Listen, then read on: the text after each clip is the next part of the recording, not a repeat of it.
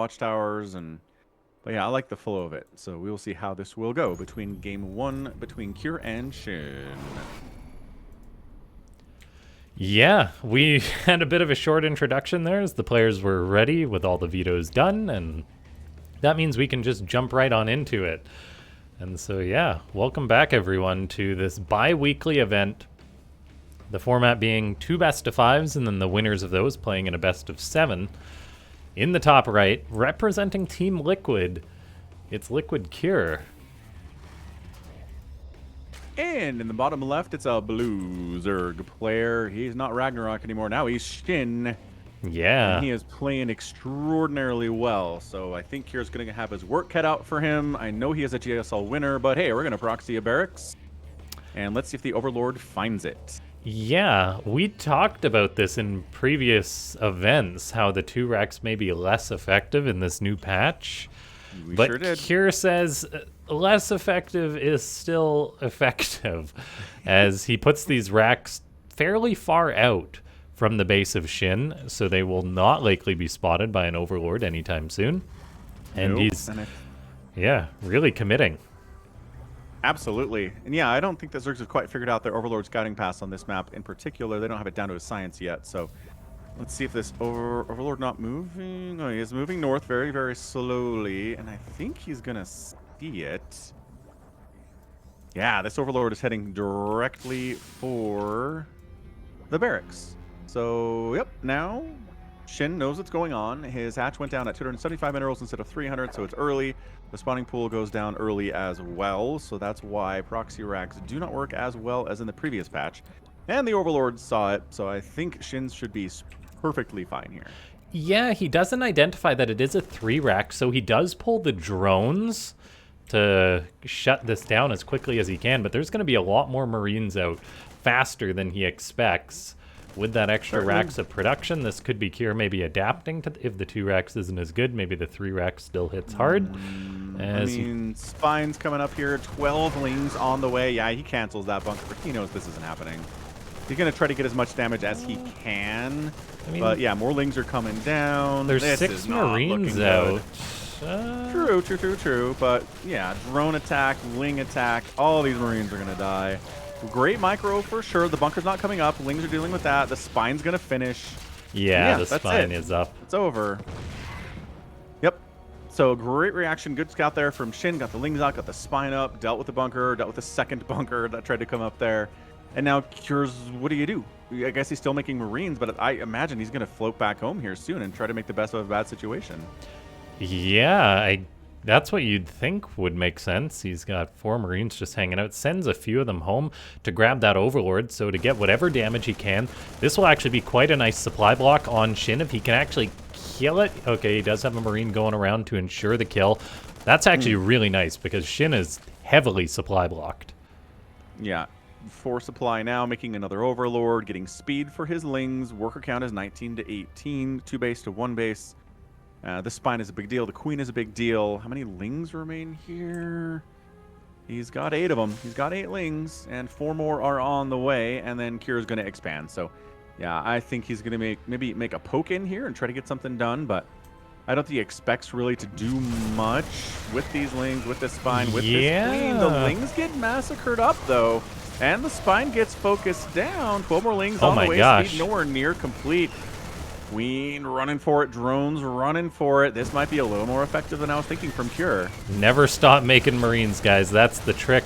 Now, can these Lings popping out save Shin's bacon or not? He's already lost a lot of drones. Cure takes it in dirty proxy fashion. Wow. Yeah, I thought I held that early push fairly well, but I think it was late on his speed. He maybe needed another Spine Crawler there, maybe even 2. He didn't have a good grasp. Yeah, I think he thought that Cure was just going to float home, like I thought. I really think that was his anticipation, and then he didn't. Cure stuck around, kept making Marines. Like you said, don't stop making Marines, folks. And then just showed up with another attack while expanding behind it. I mean, he's like, if he has 20 Speedlings and 2 Spines, I'm probably going to lose everything, but at least I'll have another base behind it, and then he didn't even need it.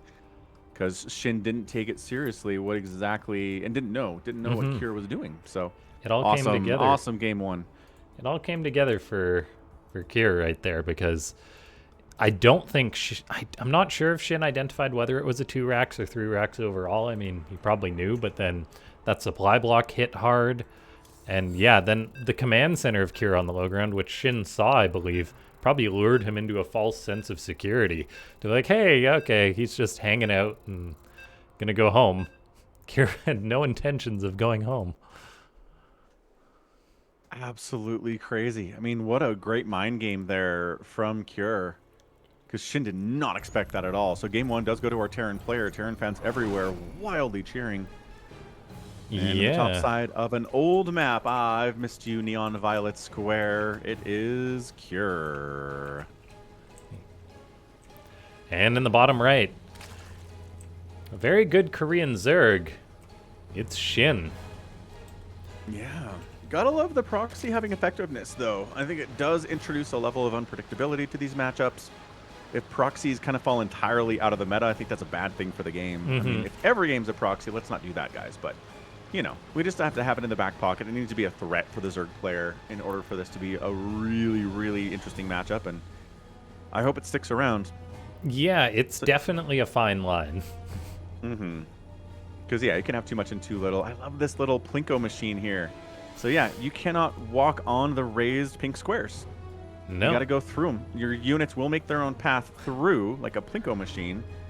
And, yeah, just wherever they go, who knows? I've had some games cast on my channel where it's a low-level ZVZ and, like, roaches are fighting inside the Plinko machine. And I'm like, what is this madness?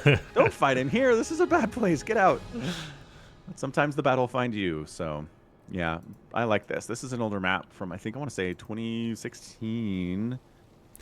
Neon Violet Square. Man, what a classic. Yeah, it is a really good map, I find.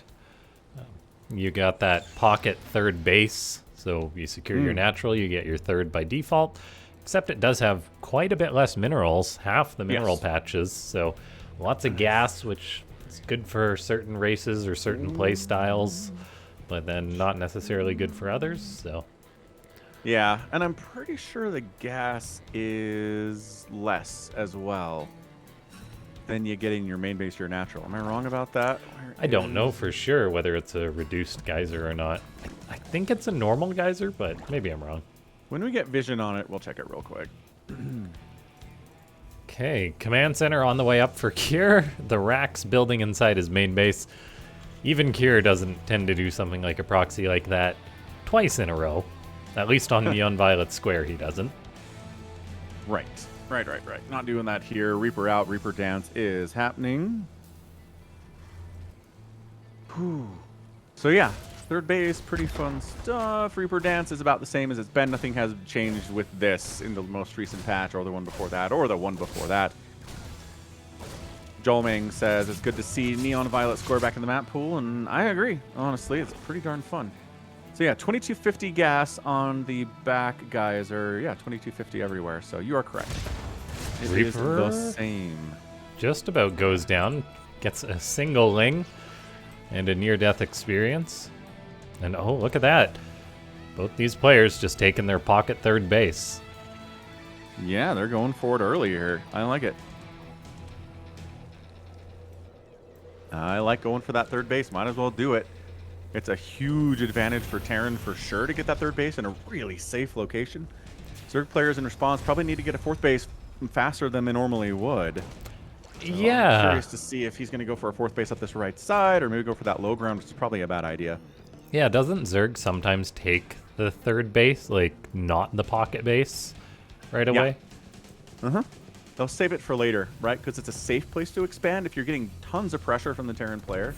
This is something that we see quite a bit in Brood War as well, is, you know, if you're just pressured, and then at the very last bit, you're like, okay, everywhere is mining out. I don't feel safe expanding towards my enemy. Let's take the safe pocket, expand, get that income. It's not as much as usual, but it will maybe enough for me to tide me over, right? Yeah. So, yeah. At this point, though, Shin's like, screw it. Take the third base.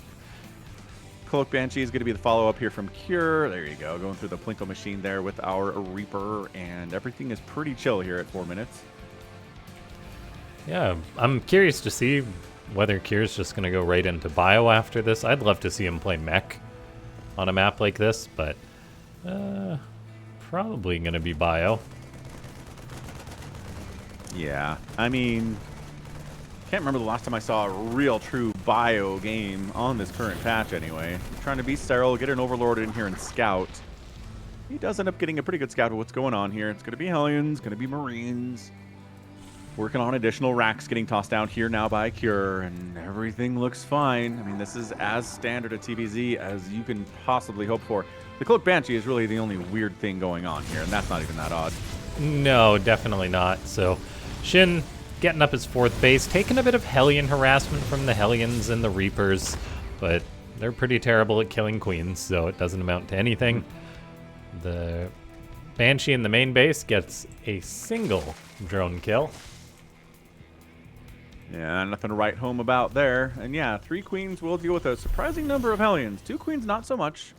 3 queens is pretty much the magic number there, and 4, you're pretty much safe, unless the Hellions want to YOLO in there deep on creep and get killed by a bunch of speedlings, which they usually don't. So yeah, going to poke the edges, pick away at those creep tumors. A Baneling Nest getting fired up. A lair is on the way here from Shin 2. Worker count 58 to 54, but mules are going to help quite a bit here from Cure, get the advantage in the economy in this early stage of the game, but that's why Zerg players are going to expand another 3, 4, 5 times here, depending on how things go. Surprised he doesn't have a 5th base yet, but yeah, he's waiting for Banelings for that. Yeah, with him playing a Lingbane style so far, I think we definitely will see that soon. Banshees are trying their luck to find some more damage, threading the gap between these bases, almost grabbing a queen. Good attempt by Cure. Gonna actually get a few drones, so great positioning by the Terran to be able to actually find a bit of damage, abuse the lack of spore coverage.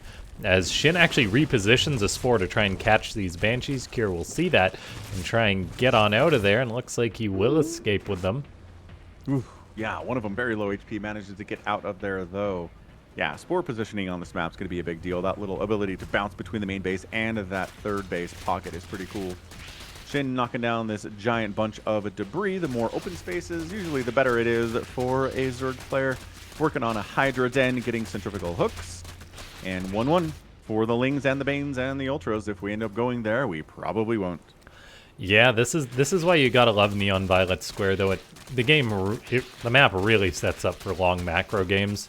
Aside from Cure's bit of harassment, it's just been passive. There's already a 4th on the way for the Terran, a 5th on the way for Shin, which could set us up for a bit of a long and epic game. Yeah, these Lings given the time to knock down that debris. It took a while, but they were given enough opportunity to do so. 0-0 Lings. Many hands make light work, I guess. Yeah, it's true. It's a lot of surface area, which is nice for the Lings. Okay. Cervical hooks is done in 12 seconds. Probably won't engage before then. A couple creep tumors going down is not that big of a deal. 3, 2, 1. Speed Banelings. And probably going to go for it now. Yeah, there it is. Nope, hang on. Nope, I think this... Yeah, it's a pickup on that group. Look at him going into the area. Into the Plinko machine. I kind of like it. It's a little bit weirder for Lings and Banes to get surrounds in there. Cure really did clean up a lot of creep in that push forward too. Like the creep, there's only 1 tumor extending past that 5th base. He's got a tank position now with a single tank and Hellbats. Cure's going to want to reinforce Banelings that. Up left. Yeah, yes, Banelings they are rolling into this natural base. 6 SCVs go down. A bunch of them are very injured. And yeah, creep spread definitely delayed here. Lings on the counterattack, maybe going for a surround, maybe going to try to get into that natural base again. That multiple attack path setup into that natural is pretty annoying to deal with when your enemy has speedlings like this. That said, Banshees will shut that down if they're in the general vicinity. And an attack down the right side. Bunch of Lings with 1-1 are here. That's going to force a pickup as the Banelings come in. Target fires a couple Banelings down. The Siege tank has no shot at surviving. Wow. They want to save this tank, and enough Marines are down there to make sure that happens. Yeah, that was a bit of bad pathing by Shin. Fed a few units into that Terran army. If Shin can dislodge this position before Cure reinforces it, that would be very nice for him. But the Terran's production is really starting to kick off at this point, so it's going to be hard for Shin to keep up. There's an extra 3 racks on the way. He was building 3 Widow Mines at a time. And Cure having a bit of a sense that there's some Lings hanging out here is set up nicely to intercept them. Yeah, he knows the tricks. He knows what Zerg players will do to get a surround on him. And leaves the tank alone. It dies. That's a lot of the power of this attack. That's another pickup. Shin, 177 and 151 supply. He's getting 2-2 for his Lings, firing up more and more Zerglings here. Upgrades on them is great. 1-1 for Kira's done. And he's got 2-2 in production as well. And he's throwing down 3 more racks for his 4th base to take advantage of Hydra's out. But there's not an Overseer here, so the Cloak Banshee does manage to escape. Overseer coming in doesn't have the speed yet, so can't chase those Banshees down at all. Shin's Hydra skin. Is that like the Hunter-Killer one? That looks pretty cool. It is. That's definitely a Brood War skin for his Hydras. They look very much like Brood War Hydralisks. We'll see if Shin goes for the Lunge ability, which again is not technically named Lunge. The ability itself is called Lunge. The research is called something else, which is dumb. I don't know why they have 2 names for the same thing, but well, regardless, we'll see if he goes there. I was like how Yamato Cannon's upgrade is called Weapon Refit. Right, it's exactly. It's just like called that. Yamato Cannon. That's what everyone says. I haven't heard anybody say Weapon Refit in years. Yeah, exactly. Great point. They've been doing this for a while. Okay. Bane Widow Mines have joined the party. Pretty decent hits there. Hydra's chasing these Medivacs down. The Stutter Step Micro of Cure is elite, though. Overseers have speed now to clear those Widow Mines up. Shin is maxed out. He's really just going Ling Bane Hydra here, throwing up a hive, possibly going to add some Vipers into the mix the longer the game goes on. But for now, Ling Bane Hydra is ruling the day. Yeah, it really is, and Shin's army is looking quite formidable. Kier's having to pull some of his units back to try and defend against just this straightforward push by the Zerg. And Shin is going to be able to reinforce this basically endlessly. He's got heavy production. He's looking to clear out the Terran's 4th base. All of a sudden, Kira's to lift off. He does get some big Widowmine connections, but his 4th is not mining. And he's losing plenty of SCVs amidst all this chaos. Meanwhile, a drop in the main base of the Zerg by Shin, or by Kira, is going to take down Shin's spawning pool. There goes a lot of the reinforcement potential for the Zerg. That's one way to stop the flood. So good move by Kier. He's going to keep getting damage done in this main base, forcing Shin to pull back some of his units and going to save his bacon, at least for now, it appears. Yeah, there wasn't much there. There were like 4 Marauders. Oh my pretty gosh. terrible against Hydra. Single file Bane's not going to save your hive, sir. Trying to upgrade down here in the 3rd base. That's using the high ground. Transfuses, trying to keep these queens alive. Then a little inside the main base there, too. This is not even an orbital or a planetary yet. It will be burned down by these Hydras. Their +1 attack is finishing up here soon. 170 to 130 supply. As long as this gets dealt with on this side of the map, I think Cure's in a lot of trouble on the other side. I completely agree.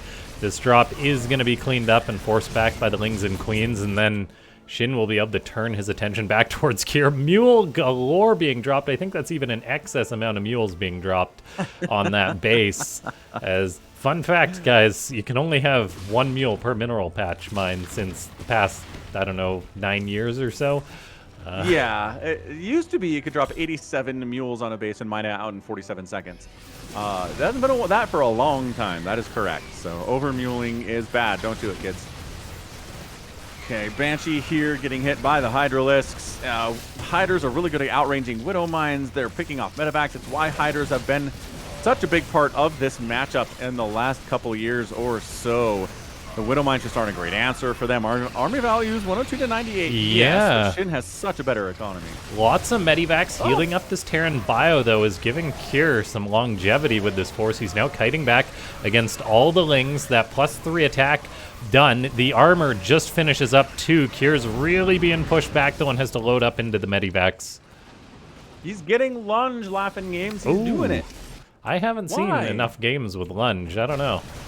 I don't see the value in this upgrade. It gives you this tiny little boost for like 2 inches, and I've never seen it actually affect the battle. So maybe Shin will show us an example of how this is supposed to be used, and everyone's been doing it wrong, because I don't get it. Why are they getting this upgrade? You just gotta go fast. Yeah, for half a second. I mean, if you increase the time it was active or the distance you went, I could see some use here, but it is nothing. Yet, these Zerg players continue to use it like it provides some kind of weird benefit. I don't know. And it's usually, it only happens when they're pretty much winning Shin on the other side of the maps, getting inside that 4th base. Oh, there it is. See, look. Did that have any effect on that battle at all? It looks like he hit it by accident. I'm going to be honest. It might have allowed him to grab a couple more Marines and Marauders that Kier would have retreated with. But yeah, not much Perhaps. getting done there. Nice Ling run by hitting the gold base. This is such a critical location for Kier. Kier needs to defend that location and then just get his production in order because there is a maxed out Zerg across the board. Yeah, I mean, Shin has a big bank or anything. He's got a better economy, but mules are good. He's not developing a huge bank. He is losing stuff pretty quickly. Oh, here we go, It's really though. hard for him to close it out. Yeah. One Liberator versus a million Lings. Let's see who wins. Yeah. SCV's dying all over the place. This hatchery is going to get focused down, and it is going to get killed here. I don't think there's any saving it. There are these drones need to evac now, and they do. They evac to the right side. But how many SCVs have died in this game? The answer is 56 have gone down. 30 remain for Kier. He can't stop anything on the other side, but Shin having a hard time dealing with this army on his side of the map, too. Adrenal's getting fired up. Lurkers with Seismic Spines upgrade not quite done yet, but still enough to make Kier fall back for now. Kier going for the main. He is. What a madman. And this is 3-3.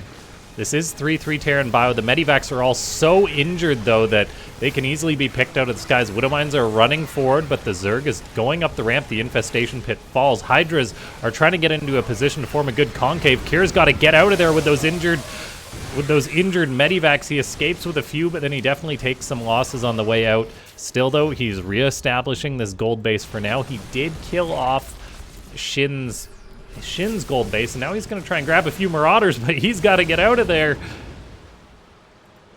Yeah, I mean, this is one of those games where it's Terran's not dead until they're dead. The man has 35 workers, 130 total supply, gets a maxed out Zerg army. He's pulled back on his side of the map, and this is not happening. Ghosts are not going to save you against Hydroling Bane. They never have been able to, and now with the special lunge ability, especially so, perhaps. What is this? Couple Widow Mines getting some work done here. No spores in the base. The door's open. I guess not. Close the door. Not that it matters. Yeah, once these banelings come, I'm not sure it really matters. He's going to bust through that wall even if it's not open. But, yeah, I mean, Shin's expanding up the right side. This is just a slow death. I know Kira's fighting as hard as he can, and I appreciate that, and he's playing well. He There's is. another lunge ability being used, but every one of these Liberators is just getting hardly any value done at all. The Lurker Spines are kind of problematic as long as something's supporting them, but that's a lot of overstimmed Marauder. Banelings are kind of willing to hit Marauders when they have that little HP. Then he goes up the left side into the wide open front door. He might have actually busted through that. More SCVs going down. Mules getting taken out halfway through their lifespan. Liberators saying, I can't kill them all. 177 to 106 supply, and this is going to be a game 2 win for Shin. Yeah, Kier's still trying. Army supplies are relatively close, but the Zerg now has +3 armor done. He's got +3 melee on the way. And in that last fight that they had in the top right, I think +3 armor finished up and just, yeah, that's why. GG. Yeah, got those upgrades, got the Adrenal. Definitely a big part of the win there. It went on for maybe about 5 minutes longer than it should have. Shin was just up big time in workers active, in resource collection rate. Like, all of it was Shin, but Terrans can be very, very hard. Very hard to close out, especially somebody as good as Cure, who is a GSL champion. And Shin ties the series up 1-1. Oh, yeah. You absolutely have to be careful with Kier, no matter how risky the situation seems. And Shin did a good job of that, still getting damage done on the other side of the map, continuing to hit Kier's bases, but then also defending the aggression quite well. Mm-hmm. That is important. You got to win on both sides.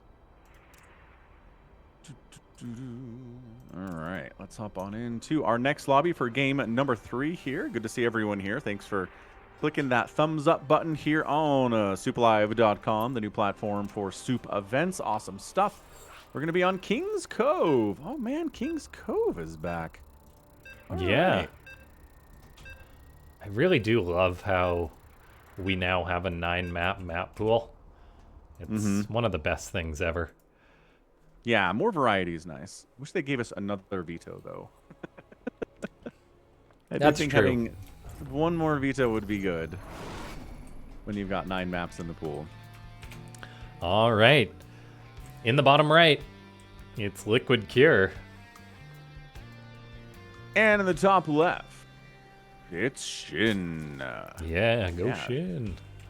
Playing really well right now. Curious to see what he'll do in the next Premier Tournament that we get.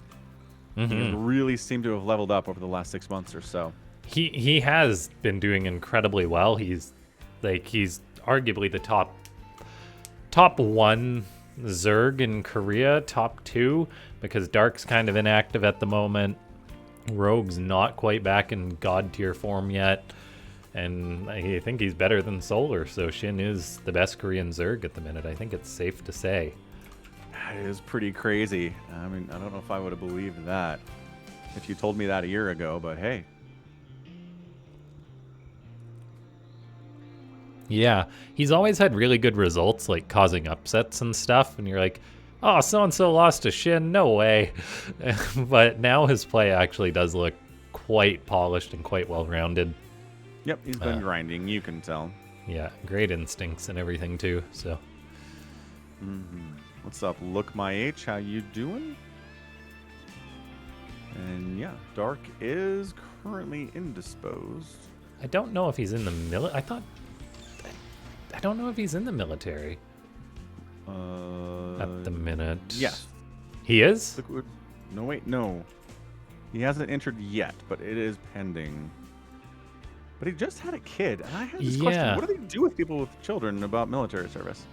Yeah, there is some exemptions, I believe, for getting out of the military, so I'm not sure if Dark has to do that or not.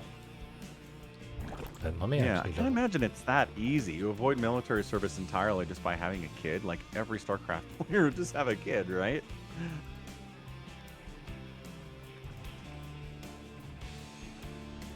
Yeah. Yeah, but at this point it would almost make sense because South Korea's birth rate is so low. They may start doing that. Yeah, certainly.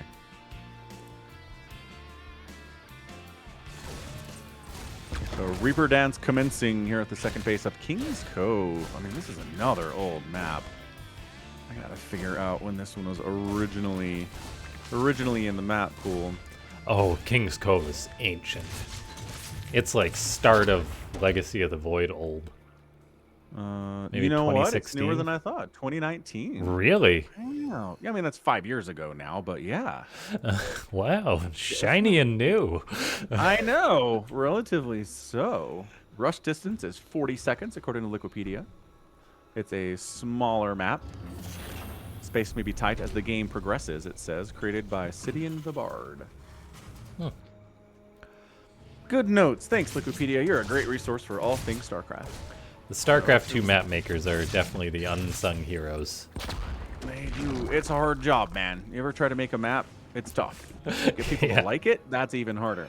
Yeah, exactly. Pro players and then just average Joes liking it. It's a very tall order. I mean, not everybody will like it, but you know, if you want to be good at it, you got to get a majority on board your map. Because if it's hated, it's not making it into the pool at all. Reaper comes home, accomplishing almost nothing.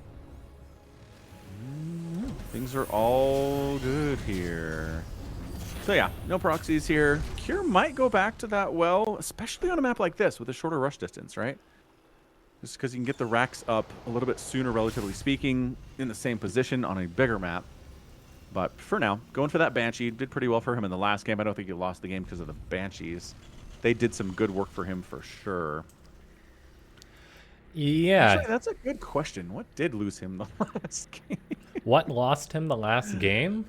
Yeah. What do we think? I think just not grouping his army enough. Okay. So you're saying he had a lot of engagements with smaller pieces of armor. Yeah, like he was very... As he kills his own Reaper and doesn't get the creep tumor. Oh, good reaction by Shin. That's good.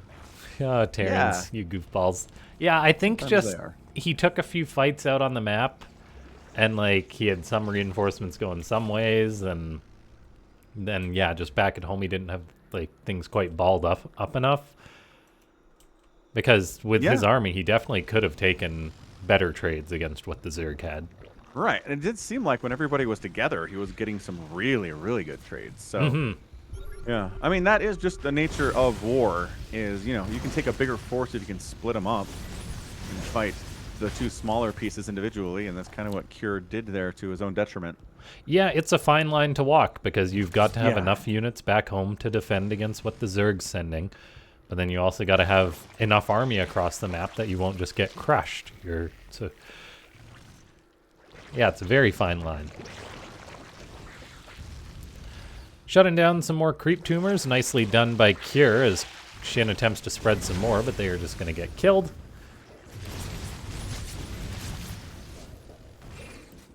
The Zerg Casually throwing up a 4th base up at the 12 o'clock here. What's up, Phoenix? What's up, John Solo? Hello. And we do get Spire, a bit of a rarity in these matchups these days.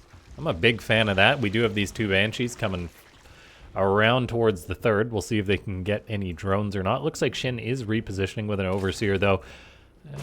Not quite in position to stop these Banshees, and that's going to be 3 dead drones for minimal damage on the Banshees. Looks like Kier's going to try and find a bit more damage. Gets 5 in total. Yeah, moving into the main base there, getting some hits off on a... Taking the Queen down! There we go. Queen's death is always nice, but now the Overseer is following you. 12 mutas are on the way. Ling counterattack into the... No, where are the Hellions? 4 SCVs go down. 7 drones have gone down. The trades are looking good for the Zerg player there. Now the Banshee threat is pretty much gone. I mean, at least until... Well, speed for Overseers is coming in next, I assume. The Spire was scouted, so Cure shouldn't be caught off guard by any backdoor mutas or anything like that. He does need to watch his front, though, too. But here come the mutas. No turrets. Or, pardon me, there actually is turrets. Already built. Look at that. Surprise! Ha! Man, picking off these... Ooh, getting a Widow Mine, picking off Marines. Terrans so rarely have to build turrets these days just because Zerg never goes mutas. Right. This is like rogue-style 2020 type stuff. Where, I mean, his whole thing was just make 800 mutas, lose most of them, and win anyway because I'm because rogue. You have 800 mutas and 1,000 banelings, but... Exactly. Because Rogue is a crazy person. No one else can do it. But, yeah, it's Mutalist. Giving them a +1 flyer attack here. Definitely upgrading the Lings and the Banes. Ling, Bane, Muta stuff. I mean, what is this? Scarlet 2014? I do love the Thor being produced by Kier pretty much immediately upon seeing the mutas. There ain't nothing better than Thors against mutas. Now, they were changed in the patch slightly, I want to say. Was it? Or did they walk that back? I can't recall. I will look real quick, very fast. Thor, the changes were removed. So, okay, so they're the same. Still good. Still good against mutas with their splash damage anti-air. Yeah, more mutas getting added in. Baneling's getting fired up. I mean, this is Ling, Bane, Muta. Like, I like to play from time to time, but with the advent of Widow Mines and just better Marine control and the Thors, it's so hard to pull off. Yeah, there's a reason Zergs like Hydras, and that's Hydras don't walk into Widow Mines. Right.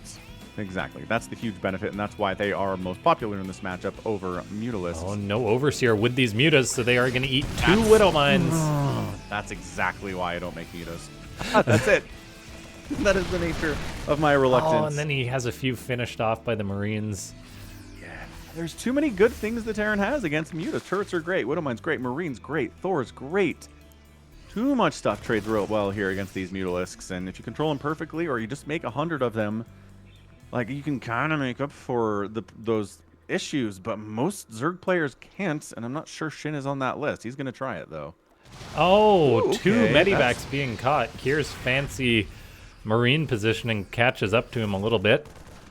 And the thing that I'm wondering right now is, where are all the Lings? Like, Shin has got 100 Lings out and a good amount of Banelings, but he's just sitting back at home with them. Usually the mutas and Lings are a 1-2 punch. I guess maybe he's just waiting for Kier's inevitable move out, and here it comes. Yeah, I think he probably wants to engage on creep, if at all possible, just for the speed bonus on the Lings and the Banes especially. We'll see how deep Kier wants to march in here. He does send a group out ahead, which is smart. Scout out what's going on. Yeah, this makes me nervous for Kier, though, because this is a lot of Zerg going for a massive wraparound. So many dead Marines to Banelings. Not enough Widow Mines, not enough Marauders, and Kier's army just got nuked. You know, from a perspective of you kind of keep the Terran at home for a while, you own map control with these mutas, allowing you the ability to macro your face off on the other side of the map, and then just crush that first attack. I kind of like it. He's getting a hive behind it. He's working on +2 flyer attack and 2/2 for his Lings and his Banes. Shin's, I mean, you know, he's up like 30 supply, 40 supply here, but Kier's not nearly out of it. No, but that did buy him so much room. Yes. And yeah, man, Kier played that like a movie general. I gotta go in and attack, and then just it just didn't work out.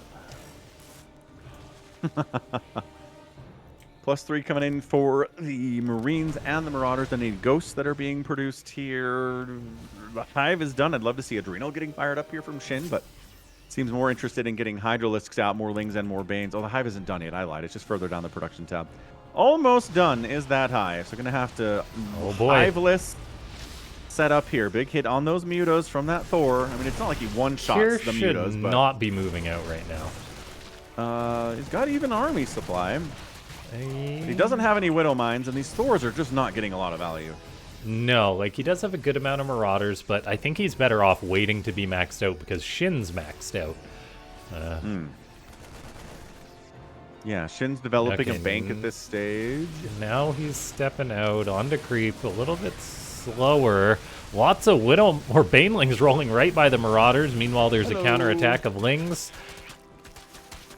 Yeah, he's working on Hydralisk upgrade, getting a +3 ground carapace on these dudes. Going to be so much harder to deal with. Kier on the other side is pushing up to that 1 o'clock spot. He's probably going to take down the hatch. These Banelings are not ready to go. They're going to charge in here anyway with the mutas on support. The Thor's getting hits. Nice Widowmine connections on those Banes.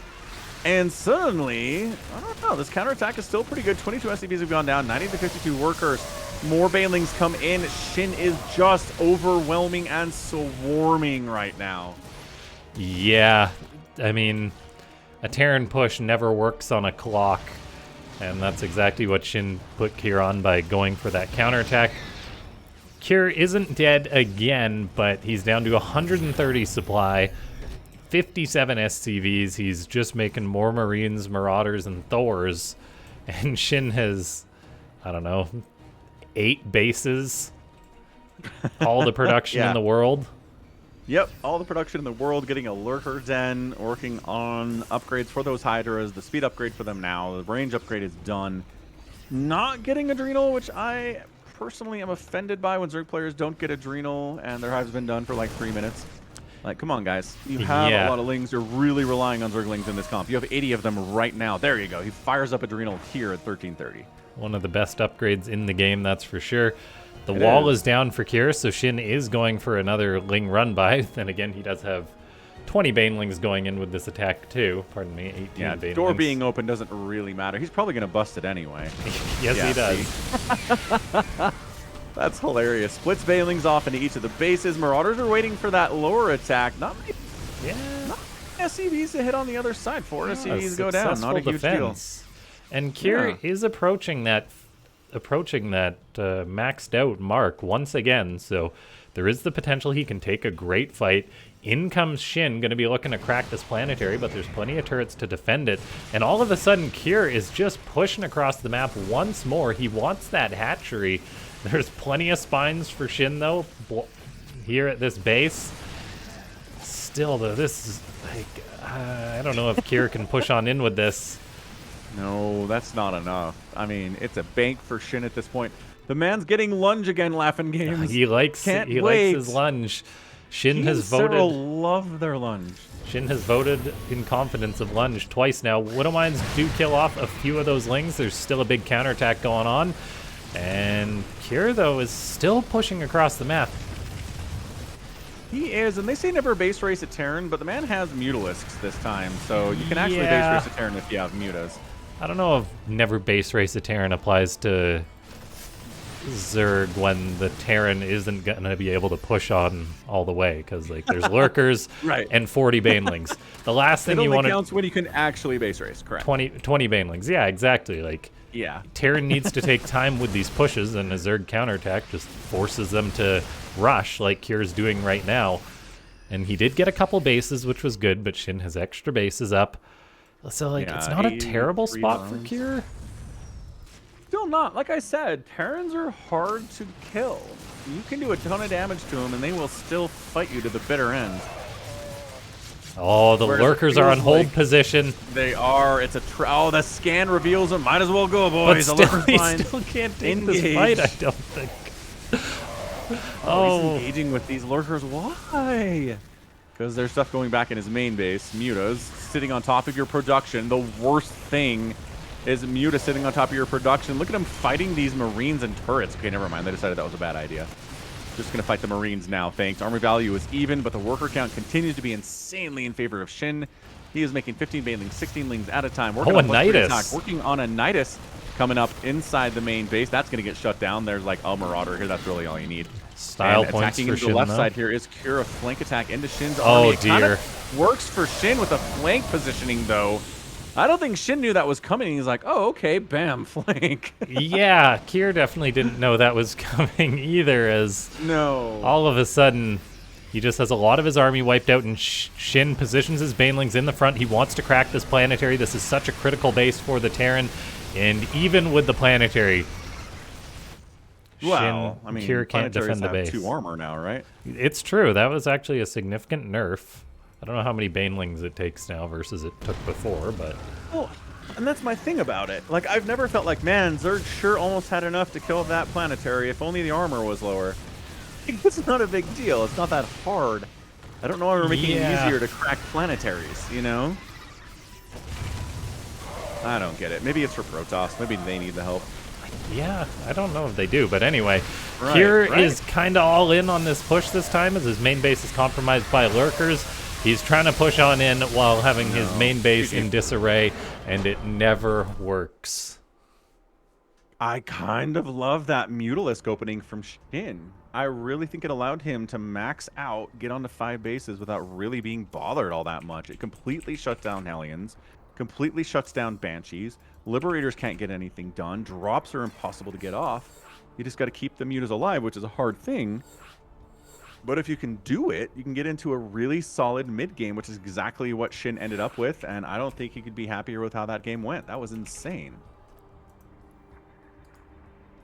So yeah, GG, that's a 2-1 lead here for Shin in our best of 5. There is a Match Arena link up there in chat. Go check it out. Log in with the myriad of options. Click the claim code button. That's all you gotta do. And you will support these players. Your donation goes directly to them, not to us. So always got to keep that in mind. And yeah, I'm logging in with Twitter right now, and claim code is claimed.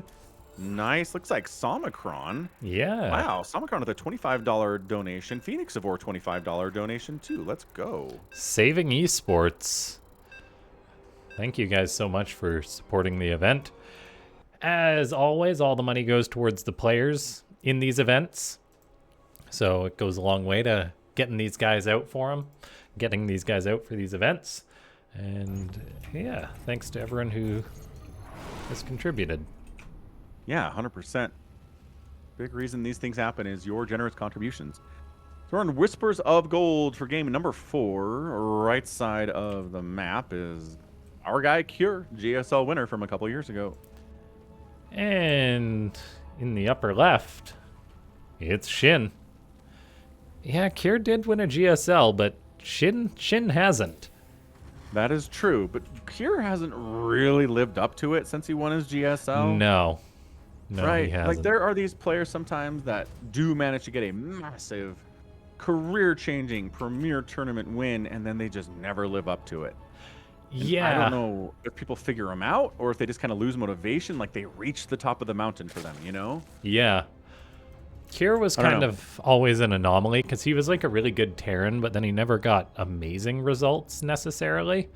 True. Like he was always like a top 4 guy, but never really winning like tons of tournaments or anything. So yeah, I don't know. Yeah, I don't know. But it is a tricky thing to try to figure out how good somebody is these days. Shin definitely is the guy to watch right now. And Joel Ming says that Maru's just been dominating GSLs anyway, so It's true, winning but another I GSL is think- not easy. Didn't Kier win his GSL? Yeah, against Maru. Against Maru, yeah. Yeah, sure did. That's true. Got one of them, but Mario's gotten every other one, it seems like, for the past decade. Yeah, so that's a problem. And then if you're dealing with other premier tournaments, you've got to deal with Serral and Raynor, and now, obviously, Clem's a monster, so good Yeah. luck with that. Yeah, I but did like, like that Clem off-range as Protoss against Gumio in the final of Home Story Cup a couple of games. That was fun. oh yeah, that was fantastic to watch. And he seems to be sticking with it too. Like, he wants Yeah? to have that in his back pocket, which is understandable because Like, just for TVT has been his TVT? weakest matchup historically. Right. And, I mean, it kind of stinks. So, I'm with him on that. Just in the sense that it's not, I don't know, as far as fun to play, it's pretty low on the list, I think, for most StarCraft players. Yeah. But, I don't know. Maybe for the pros, it's less of a slog. Reaper hops in, does the Reaper tango with these lings. John Solos says he's, the People's Terran is, you're talking about Maru there, not Cure, right? Cure's probably not the People's Terran. Nice KDA charge, getting the Queen off creep there, but what are you gonna do? Like, no, it's closer to you. I think he wanted to slip past it, but that was an happening. Congratulations, you've launched a monster at yourself. He's like, oh crap, she's chasing me. She's really far off creep. Can I get around her now? And actually, maybe now there's lings over there. He does it again. He's just, yeah, trying to knock her off creep. I'm not comfortable out here, but also you can't kill me, so I'm not really that worried about it. Yeah, this dance is kind of fun. So let's see if Kira goes for Banshees again. He has gone for them the last two games. The first game was a proxy, so I mean he couldn't really get to those. He didn't need to. Yeah.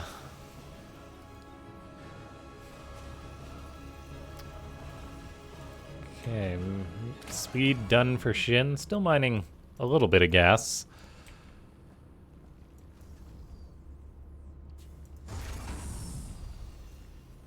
I don't know. Maybe Kier just needs to go like 8 racks on 3 base or something. Just go for some crazy timing attack. Yeah. He is firing up those Banshees. Kill Shin before he can, before his run bys can compound into a defeat. I don't know. Yeah, I mean that would be one thing, is maybe do a better job keeping his walls closed so Oh, lings can't absolutely. just walk in. Again, they're kind of getting busted anyway, especially towards the end of the game. But those early Ling attacks, he doesn't bring Banelings with him. He's just hoping that he's got some access. Oh, Roach Warren for the first time today here from Shin. All right. I hate roaches, but we'll see what he can do with them. Shin can be a bit of a roach monster at times, so who knows? Excellent. I know Rogue's really good with the roaches, but I mean, he's good with everything. So yeah, if Shin's good with them, I'm down with it. I do like watching good roach play. I just don't know how to execute it myself at all. Especially against Terran. Ooh, especially against Terran. Yeah. I mean, a big part of it is getting that +1 Ground Carapace upgrade against the Marines. Like, it really helps their survivability against stimmed Marines with that +1 ground armor. Oh, absolutely, yeah. So we'll see if that comes into play here with this first attack by Cure. If Shin will have it then. Yeah, upgrades are really important when roaches are involved.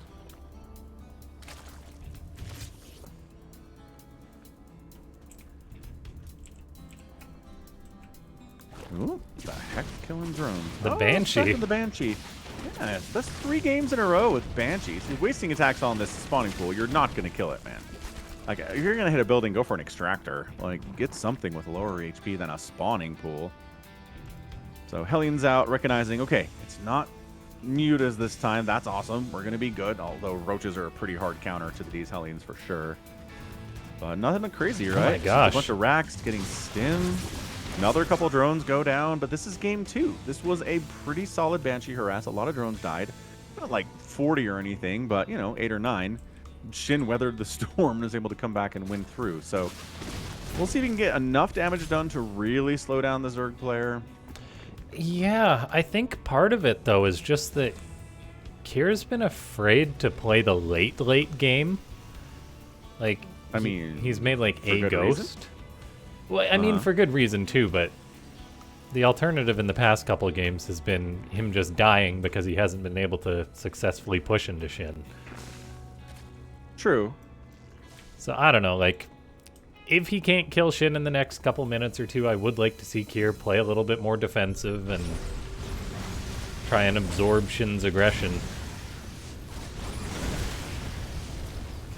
Hellions caught by a bunch of Lings. No. Oh, yeah, these are YOLO Hellions. Every one of them is dead. No drones go down at all. Ouch. Yeah, 6 Disastrous. Hellions for Yeah, 12 Lings. Right. If you're going to lose that many Hellions, you got to kill probably upwards of 10 drones to make it worth it. And Oh, he yeah. didn't even kill one. So more drones are coming in. It's going to be like 80 workers from Shin here as roaches are working that +1 armor upgrade and a +1 attack. But it's not in this battle. So we'll see if there's enough roaches. Definitely enough. Kier decides there are, picks up. Doesn't want to engage. Recognizes roaches are slow and kind of terrible at pursuing. So runs away from the roaches, tries to get a couple things killed. The Lings inside the main base are waiting for this drop because Shin is a good Zerg player. And Yeah. is he really going to think about unloading in here? Not recommended, sir. A beautiful split by Shin, just having his Lings in position for the drop while his roaches were defending the rest of his territory. Yeah. He's got speed for those guys. That +1 Carapace is coming in soon, but Combat Shield, Infantry Weapons level 1, and Infantry Armor level 2. Sorry, 1 have also finished up here for Cure with the Carapace done in 5 seconds. So yeah, these roaches are enough to deal with 2 medevacs full of Marines at this point. Even with their upgrades, he's keeping up and keeping pace with those upgrades. Obviously, more Marauders being added to the mix. Those will crush those roaches, and that's what Ravagers are for, and got a couple of those out now. Yeah, Kier keeping the pressure on Shin for now. This is the weakness of not having mutas. Kier can actually drop around the map.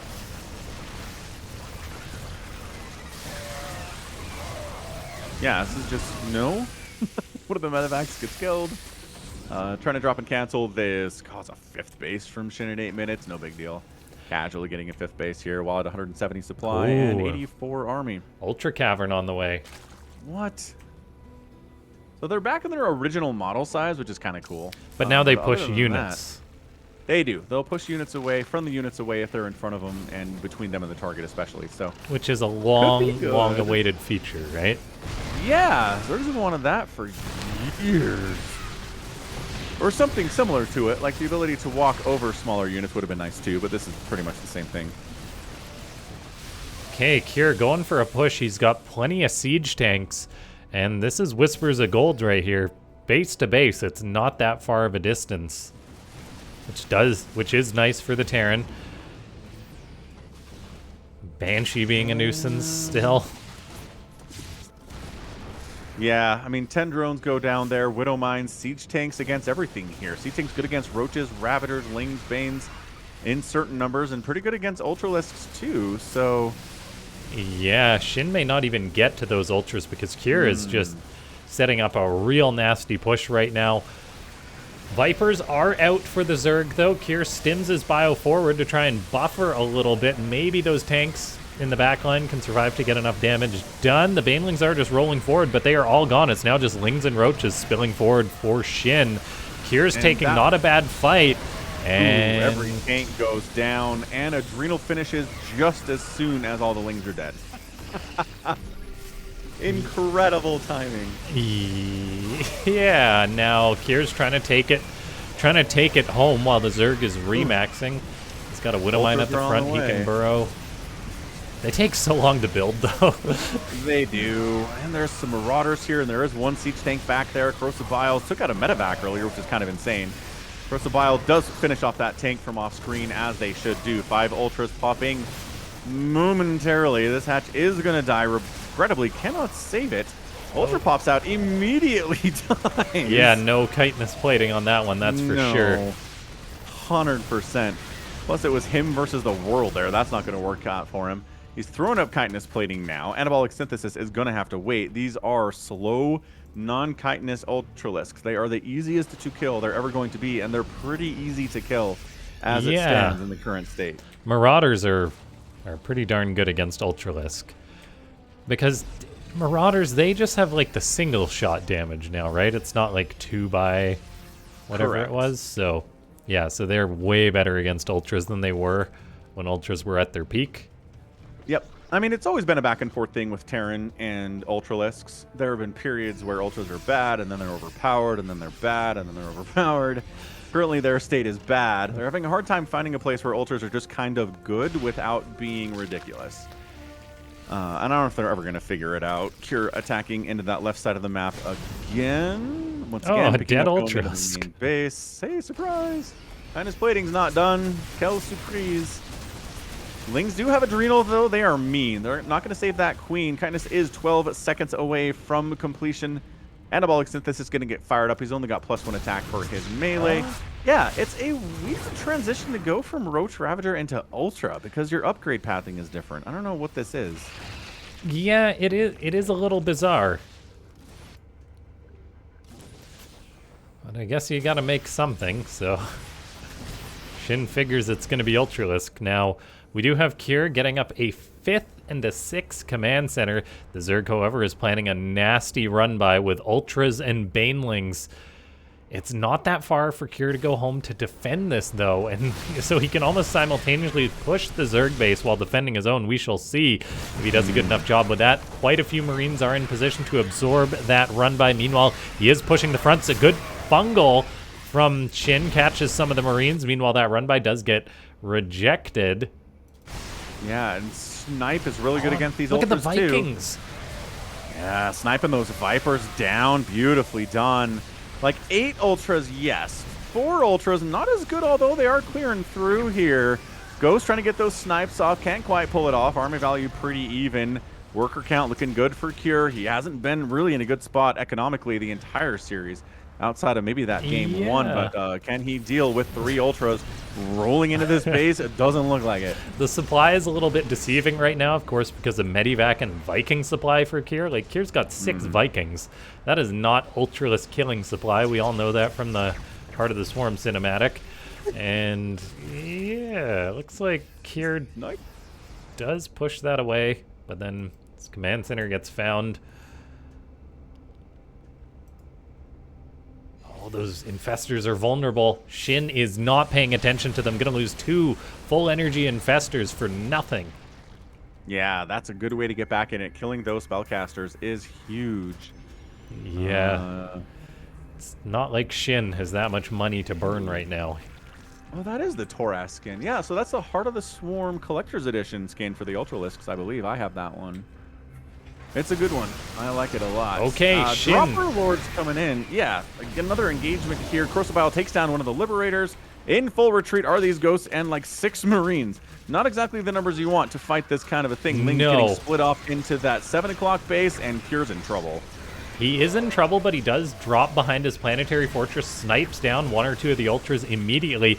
His attempt at a 5th base is getting shut down. He loses that command. He loses his planetary fortress. He eats a fungal growth, and snipes can't get off while there's fungals, so a great trade for Shin. And yet, several Ultras do end up dead there, and Shin in full retreat here, but he is up 75 to 41 workers. He is making more Ultras, making more Infestors, working on that +3 attack, and he's got a Dropper Lord attack of 4 Dropper Lords with Cracklings heading into that main base. Yeah, this is going to be real nasty. Cure's once again in a position that he's pushing the Zerg and is going to take massive damage back at home. Oh, just Shin knows how to check Cure perfectly. Even if Cure gets this base, what is he going to do? I guess maybe drop the main base or just head home to his 2 SCVs that he'll have left? Get him picking up the Lings and dropping them on top of that tank as part of the drop. Second 2 sequence. Okay, drop here we there, go. Fungal down. Snipe, snipe, snipe. This is why Ultras aren't good, because Snipe exists and Snipe is crazy powerful against these Ultras. He does. That's why we don't see the Broodlords either. He does clear up the attack of the main base, which is great. More Fungals getting tossed down here. Vikings not... No, GG. Well played by Shin. He's looking strong, certainly. Yeah, Cure's only victory being that 3 racks proxy. Well done. Yeah, he wins game 1? Was that game 1? Game 1. Proxy? It was. Looked really good with it. Never went back to that well for reasons I don't quite fathom. I would have tried it again at some point, but Yeah, I mean, Yeah, it's a 600 little... APM from Shin. Yeah, Shin winning with style, too, using the Ultras. Big fan. Yeah, 100%. I mean, that's a situation where you're up 2-1 in a best of 5, and you're like, might as well throw some ultras out, see how they do. Because if I lose here, it's not that big of a deal. So, yeah, good job by him. Way to get that win. He's going to move on to the final. Excuse me. And thanks everyone for supporting the Patreon, the Match Arena. We've got Trap and Gumio for our next set. So the winner of Trap and Gumio will have to meet up with Shin in our best of 7 finals here after this best of 5. So stick around. Going to take a bit of a break, get these vetoes set up, and check out the Matcherino again. Yeah, we'll be back in just a couple minutes here. Stay tuned.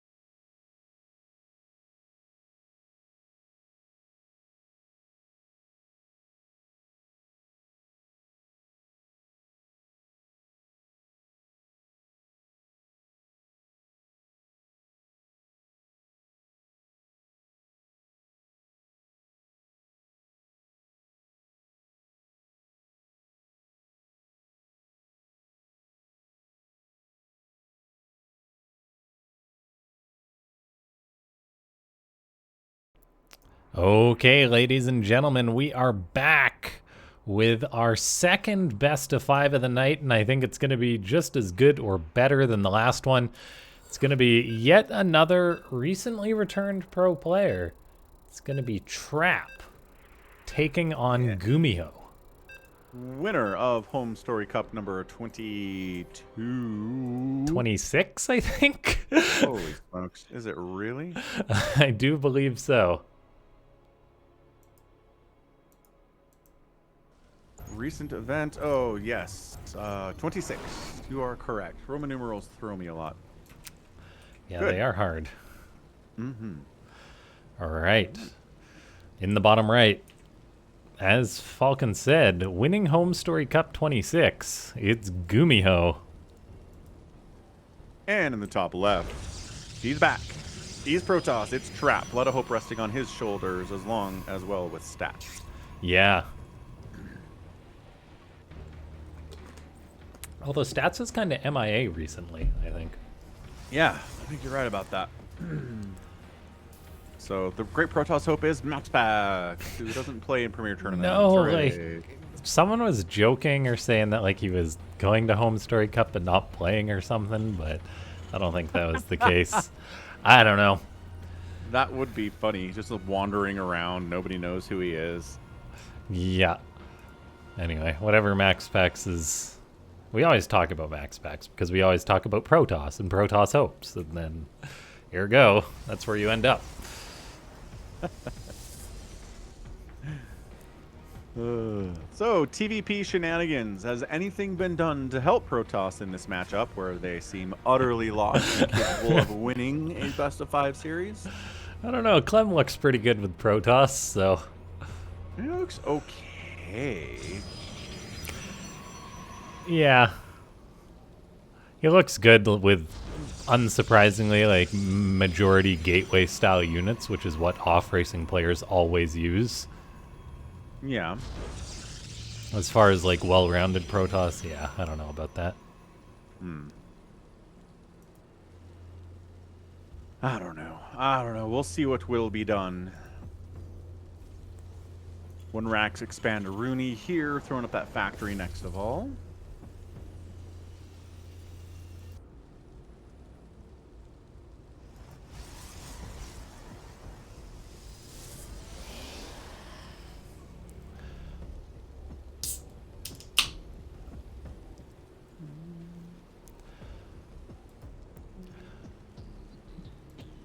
Yeah, Neon Violet Square.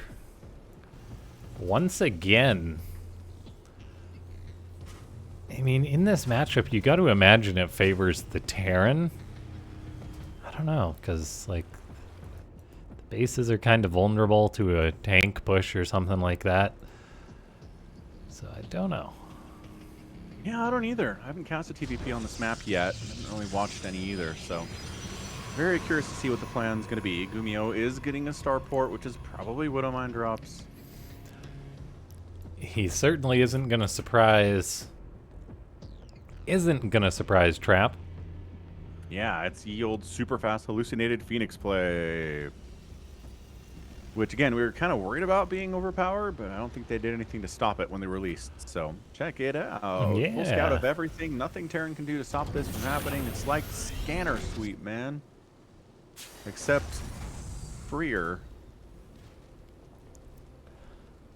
Just going around in circles. It's like, oh, I saw everything I need to know. Awesome. Actually, Liberator getting tossed up here from Gumio. Yeah. So yeah, this feels like a push with tanks, Marines, a Liberator supporting. Gumio did put his starport in a random position to mess with Trap. He did. I mean, if you're dealing with that hallucinated Phoenix scouting thing, you know, putting your starport somewhere other than your main base is a good way to deal with it.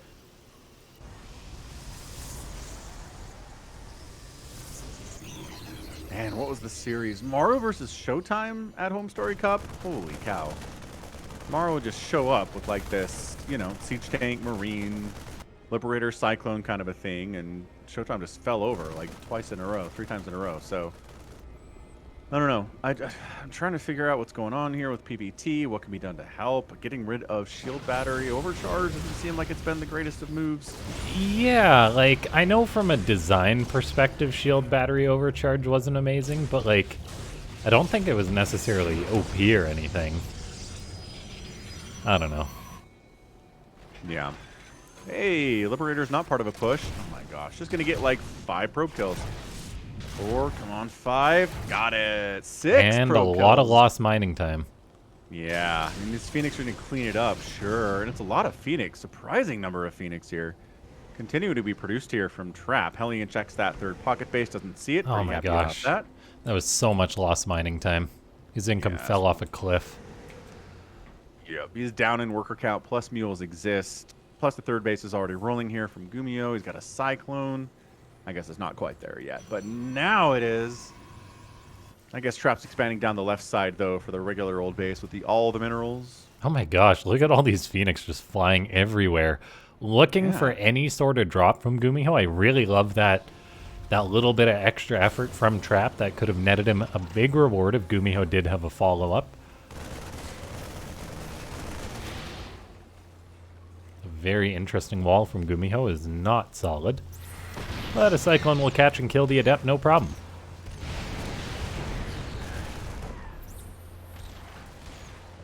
Yeah, Cyclone's pretty good here at rebuffing anything that comes into the main base, without a doubt. A couple Oh. SCVs die, but nothing too big. Double Armory. Ooh, yeah. Is he going like some kind of Cyclone mech play here? Yeah, he must be. I am 100% here for it.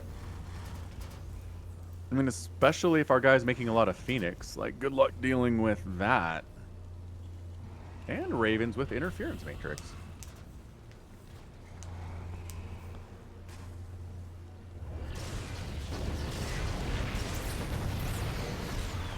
Three SCVs going down is a very nice setback by Trap.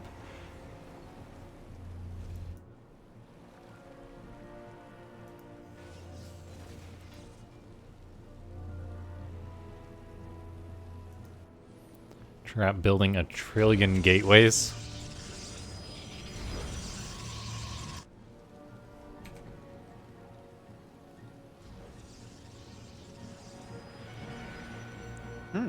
All right, I'm curious to see how this is going to work out. My instinct is that it's not. I think Protoss has a lot of good answers for this stuff. Charge Lot's a fantastic answer. Immortals are also very good against this kind of mechy stuff. Oh, I agree. Phoenix scouts in, sees what we're dealing with here, sees the third base. Phoenix comes in, could probably pick off that SCV building the third command center, decides not to. Yeah, I love this out of Trap. Like, upon seeing Gumiho is meching, he's like, hey, how about a 4th base? Right. It's going to be forever before he's ready to move out. Oh, yeah. Let's definitely expand again. Get some upgrades rolling.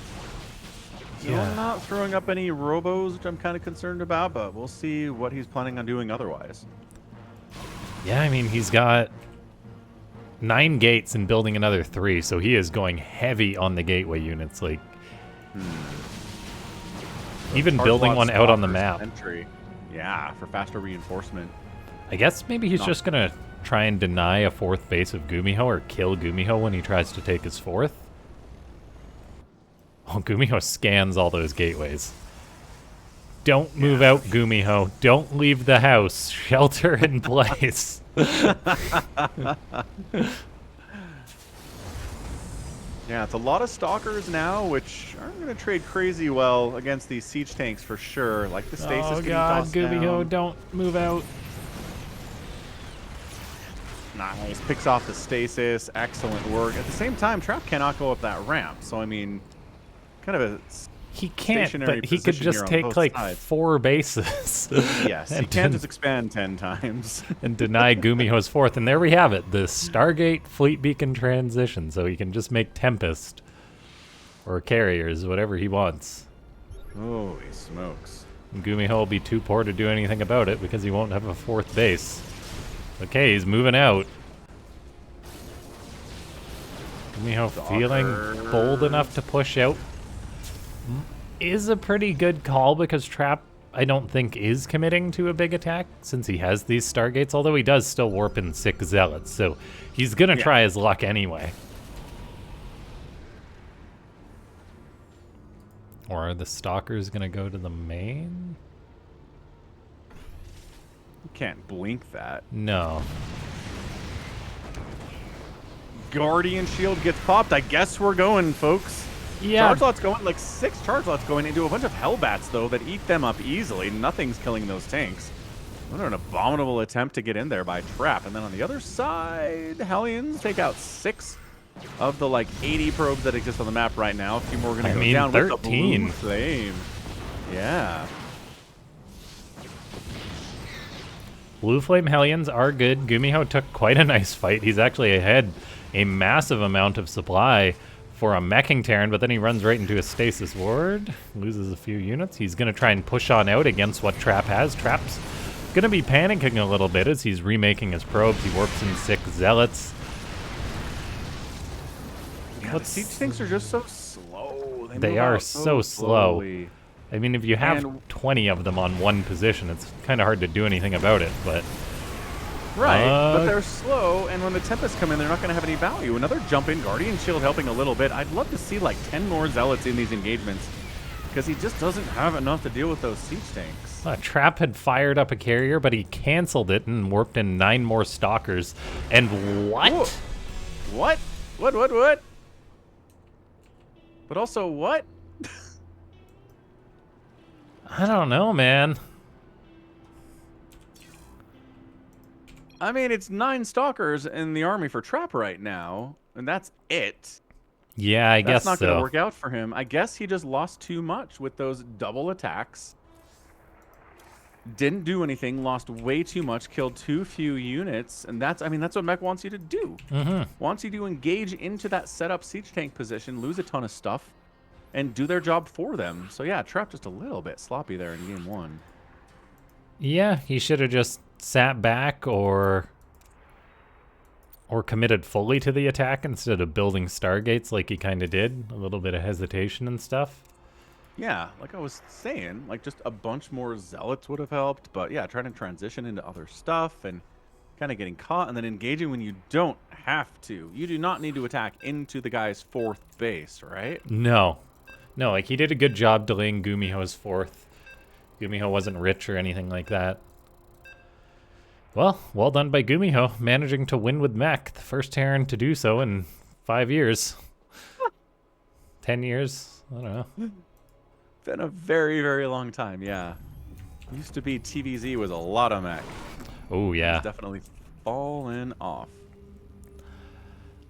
And in the bottom left, it's Gumiho. And in the top right, it's Trap. All right, Trap. Let's see. Is Gumiho going to do something weird again? Again, any Terran player alive right now, the most likely to go Mech is Gumiho. Oh, absolutely. Anybody? Right. So, coming up against him, you got to expect he's going to do it. And you got to have a better plan than attack into 15 siege tanks a couple times and lose everything, you know? Very strange. They just don't see it enough. Protoss is like, what is this?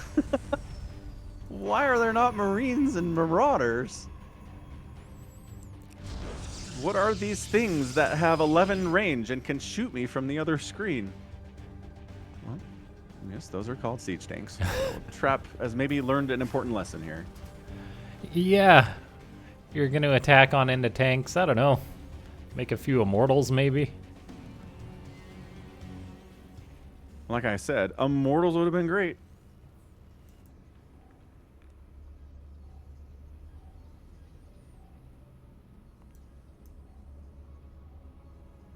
I mean,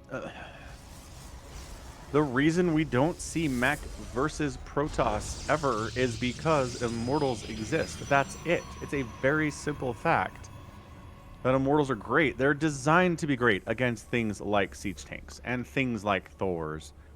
And things like Hellions. Like, they are designed in a lab to handle those units. Yeah, like, Trap would have just been way better off holding his position. He delayed Gumiho's 4th.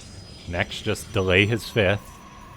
And then have 6 or 7 bases, however many he could have by that time, and just I don't know, make carriers or Tempest or... I don't know. Maybe there's a reason Right? Trap didn't want to try and play that late because he saw Gumiho meching and thought, oh gosh, I don't want to deal with that. But maybe he just got a little too trigger happy because as a Protoss, when you do have lots of gateway units like Trap did, you go, oh, maybe I can take that engagement. But then Trap wasn't committed enough to that. No. He Not made the even close. gateways, but he didn't make the units. Right. He didn't. He would attack with like 6 zealots at a time, and I just don't understand. Great Reaper control from Gumiho is going to net himself a single probe. We'll see if he can get out with that Reaper, and it looks like he will. It's a very nice micro. Elite. Yeah, it is elite. To get a probe kill with a Reaper in TVP these days at the highest levels is very impressive. So, hats off. Comes back. No way he gets 2. No way he gets 2. Maybe he gets 2. He's going to die in here, but maybe he gets 2. Oh, good bounce. That probe is running for its life, though. He wants it so bad. Oh, he gets it. And no, he's alive. No, I mean, he dies, but that's pretty probe good. kills. Oh, and 2 Marauders from Gumiho. This guy's going for style points. He doesn't even have concussive shell, and he's just going to go hang out on top of this ramp with 2 Marauders. He's not even working on concussive shell. He's just like, unupgraded Marauders are cool. I mean, they are, the but other ramp, unfortunately. I always like to remind people that originally Marauders just had concussive shell. Didn't have to research it. They were pretty fantastic. I was not around for that era, but I wish I was. Yeah. I mean, it honestly might have been in the beta. I'm not sure it actually made it into the game because it was so good, but there was a time that I think when they introduced the Marauder in those battle reports they used to do back before StarCraft 2 was released, they're like, this is the Marauder. Can slow units with its powerful attack. And it's like, wow, cool. Slowing units as you attack them. That's neat. And then they were like, this is too good to be early game. We've got to make it an upgrade. And then they did. Anyway, Stalkers are here, but the Marauders are problematic, except they don't have the concussive shell. So the micro is actually pretty great here from Trap. Yeah. He wants that Marauder so bad, but then 2 more Marines come out, 3 Marines come out, and he's got to retreat out of that position. Good, Gumiho. Build a bunker. Yeah, for some reason during that fight, my mind was like, Gumiho, just use your concussive shell, man. But he didn't have it. Why is he not using the slow ability? Widow Mines, no. We're going to warp in a wall, keep you in here, kill all of you. You really didn't get that many worker kills at all. I kind of like this early game from Trap. Yeah, and look at that. Blink already done. And he knows what he's doing, too. He's like, okay, thank goodness. This isn't mech. I know how to handle this. Let's throw down a robotics bay. Let's get some Colossus, and let's not have to worry about 20 siege tanks. This is fantastic. We'll see if Gumiho can catch the Observer. If he can, that would be huge. Trap turns it around, though. That Medivac is looking juicy, but Trap may also just try and break the bunker at the front before Gumiho can react. Yeah, he's just kind of threatening, doesn't want to overextend out here at all, doesn't want to jump into a situation where he loses everybody like he did in the last game twice. So just kind of pressuring. He'll be able to slow any attacks that Gumiho tries to send across the map. There are Colossus coming in with extended thermal lance. And Charge getting fired up here too on Trap's side of it. Gumiho cancels his tank production just to get a reactor on that factory. Free up the tech lab for a Rax, which is an interesting choice. Just wanting to get up that bioproduction as fast as possible. Then I guess presumably go into Widow Mines after that. Yep, sure seems like it. You already got some Widow Mines early. You might as well continue making those. But yeah, Colossus with the extended thermal lance have always been a staple of this matchup back to the earliest days of Wings of Liberty on maps like Metalopolis.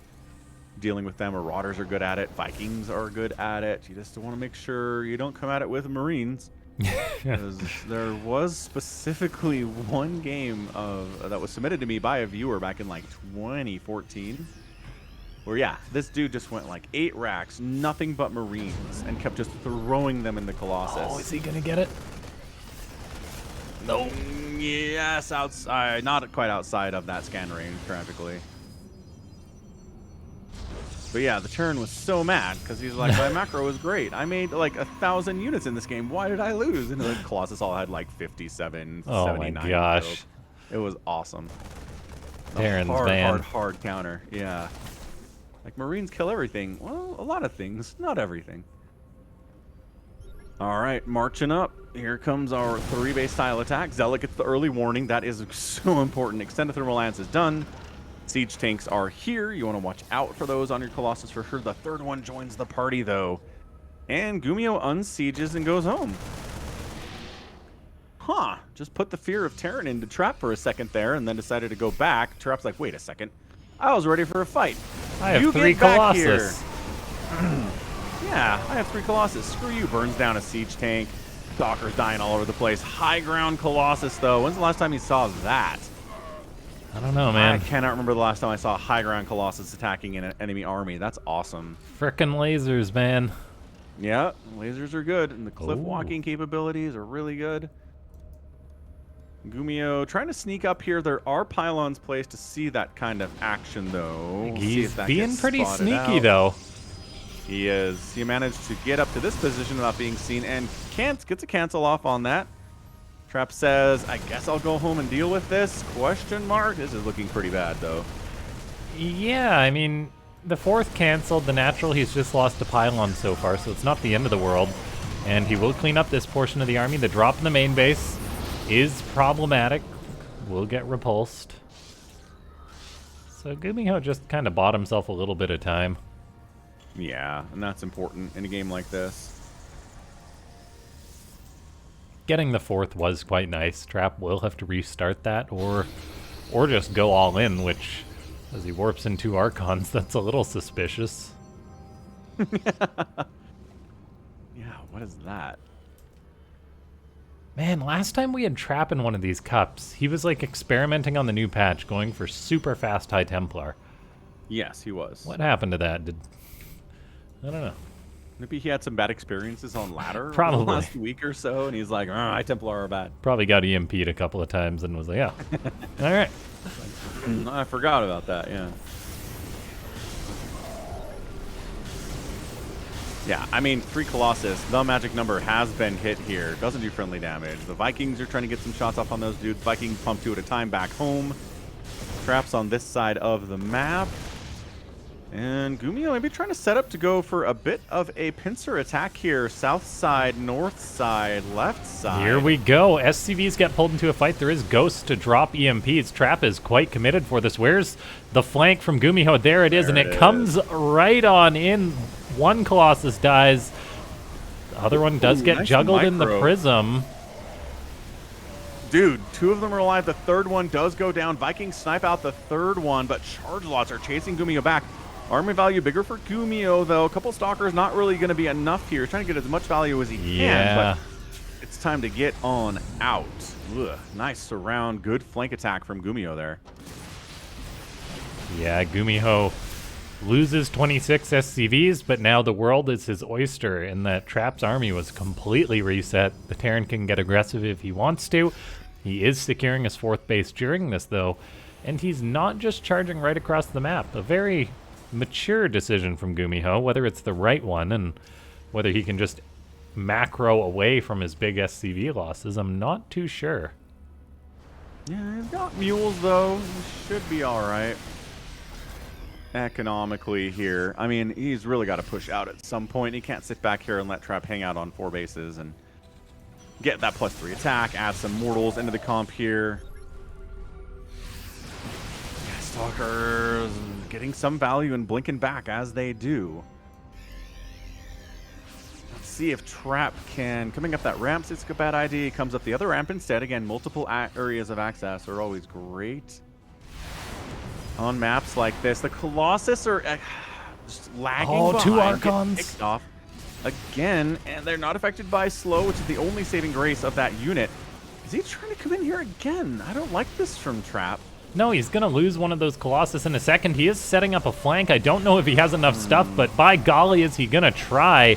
And in comes Trap, killing off a lot of Gumiho's army. Gumiho lacking +2 attack. He forgot to start that upgrade at some point in the match, and he gets one of the Colossus. One still remains, though, and Immortal is now crossing the map. And Gumiho, yeah, he just didn't have the production that he needed, it seems, after losing that many SCVs. Man, Trap's Colossus were even attacking things like refineries in that last battle, and it didn't matter. He was still able to win it, and he's still pushing in here. The Liberators doing what they can, but Stalker's really good at shutting them down. More Stalkers coming in. Bunker gets busted. Handful of Marines, a bit of a flank attack here, another surround attempt. But nice EMP on the Stalkers, but just horribly outnumbered. Wow. And GG, Trap takes game number 2.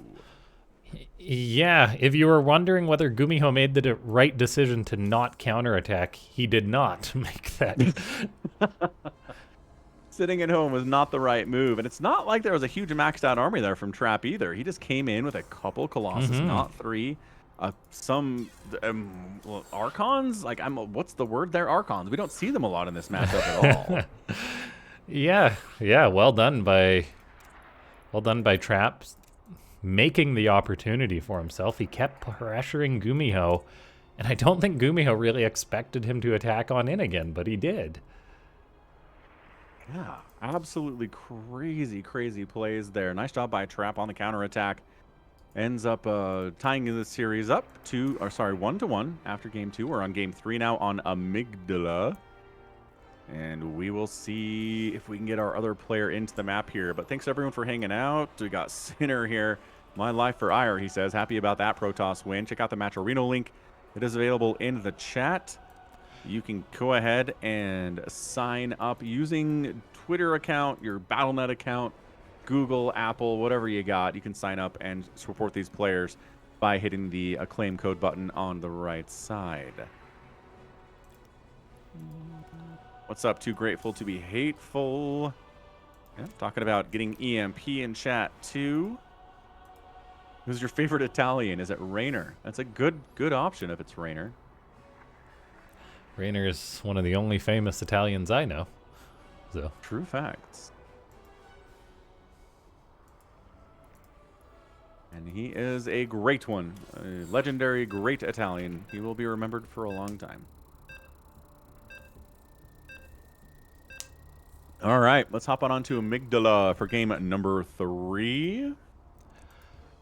Yeah, it's important to keep in mind the winner of this is going to face Shin, who's patiently waiting to play a best of 7.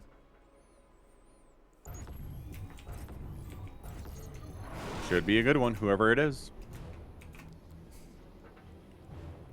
And in the bottom left, it's Trap. And in the top right, he's the Towel Terran. It is Gumiho.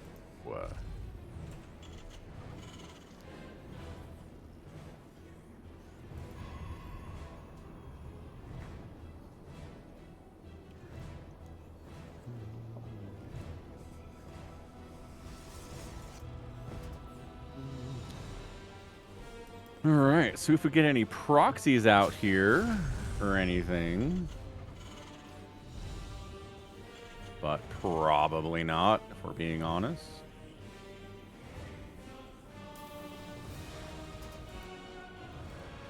Yeah, probably not. Maybe Trap will go for something a little cheeky.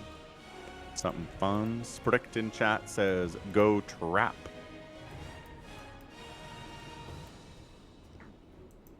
All right, so Probe's catting out to see what's going on here on Amygdala. Once again, a map without any gold mineral patches. It does have a couple Zelnaka watchtowers and a lot of rocks to knock down. The best way across the map is this weird meandering path you have to take. Until these rocks die naturally. You're right. That is right. That's right. There are the gold bases, but there are the rocks blocking them. That's what it is. It's not an early gold expand. And then do the like Overmind looking tendril things, do they regenerate after they get killed? No, they die over time. Okay, so eventually this map opens up by itself. Yeah, players don't have to do it. Yeah, but it's not like it completely opens up. It just opens up a little bit, because the players still have to destroy these rocks manually, I believe. Right. But yeah, we can check the HP on those when Gumiho drives his Reaper by. Look at that, they've already lost a quarter of their HP. Yeah, that's fast. I have a cool idea. I like it for a map function.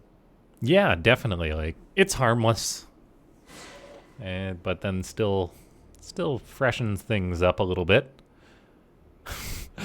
That Reaper spun his tires a little bit and then heads on out of there.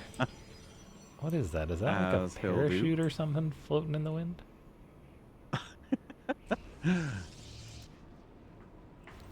Do parachutes exist in this world? I don't think so. Zerg's drop pod, Marine's drop pod. You just warp in if you're Protoss. No, there's definitely a parachute animation, isn't there? Like in the campaign? Or something maybe not in the campaign, like maybe like popping out of like an Odin or a Thor that dies or something.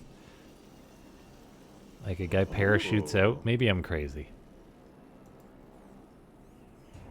Oh, I don't know. Maybe Tychus in that one mission with the Odin, like you said. Yeah, there may just be an asset for it or something that I've seen in like arcade games or something that's been used, but I don't know. Maybe I'm crazy. I could be. I've been playing Starcraft for a long time, man. Yeah, a lot of Starcraft crammed in that brain. All right. Okay, Phoenix here to help deal with the drops that are definitely coming. This guy heads across with a siege tank and 4 Marines in it.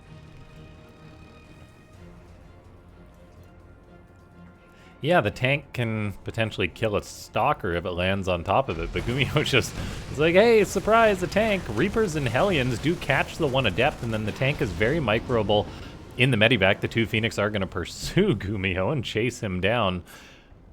Ooh, Stalkers following too here. They want to catch this thing out and shut it down. Yeah, Gumiho is sending reinforcements to link up with this army. It looks like the one tank will see the Phoenix and be revealed. But yeah, enough Marines to shove the Phoenix away. Look at the heal on that Marine. Almost saved him. That heal is pretty good after all.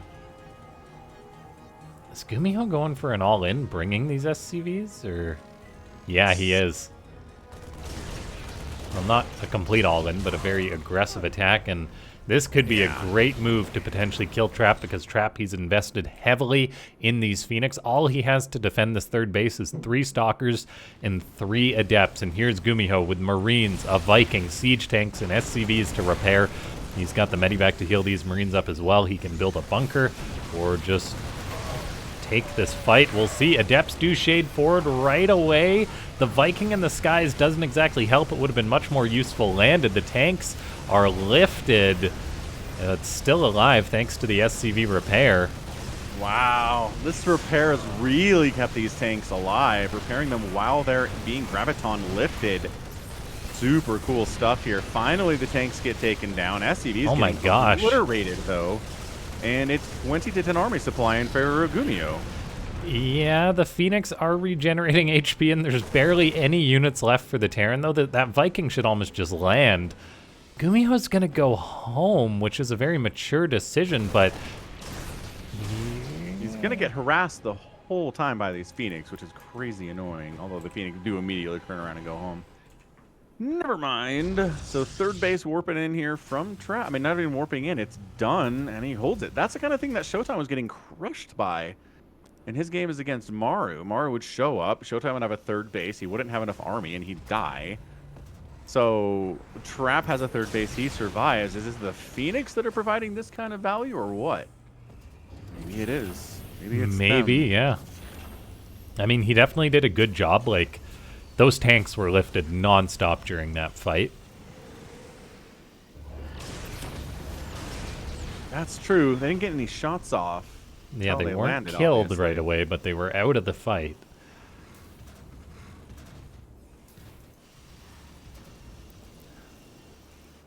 Third command center is about to finish up for Gumiho, so he can float that on over. And with his 4 racks at a time that he's building, he's going to have nice bioproduction soon. Still, though, Trap bought himself an incredible amount of time with that defense. And look at that. He's actually going for more Phoenix. Oh, kills the guy building the turret. What a boss. Only 2 SCVs go down, but it's keeping these Marines at home, really trapping Gumio inside his own natural base. The man doesn't have a third yet. And Trap's 4th base is at 50% complete. He's getting charred. He's working on attack upgrades. He's, again, 5 gateways coming in. He finishes off the Overmind debris. Well, it's going to die anyway, but sure. Way to go. Way to take that out. Yeah, look at him harassing the 3rd base attempt here just a little bit. A little bit easier to take. Phoenix being so annoying. Just like those Mutalisks were doing in that series between Shin. Ugh. Shin and Cure. Yeah, Trap is getting ready to go for a killing blow as he's got 7, 8 gateways building at a time. Lots of them just finishing on up. And another gateway across the map, so he's going to be able to warp in endless waves of Zealots and Archons and just send them at Gumiho. Gumiho, his stim just finished up. He's got 1-1 about to finish as well. But I don't know whether he's going to be able to hold on against even the first wave of what Trap's sending towards him.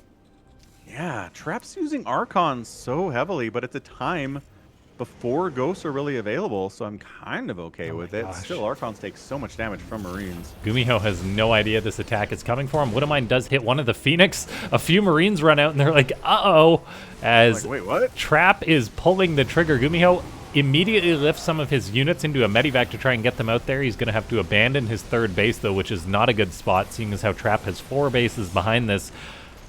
That decision, though, does keep Gumiho alive for now, even saving some of the SCVs with a medivac. But Gumiho may have just postponed the inevitable here. Yeah, that 3rd base lift knocking him down to a 2-basing Terran against a 4-basing Protoss. I didn't think the charge lots were even that well controlled in that fight. I think they were attacking stuff that didn't really matter. The Widowmines don't fire.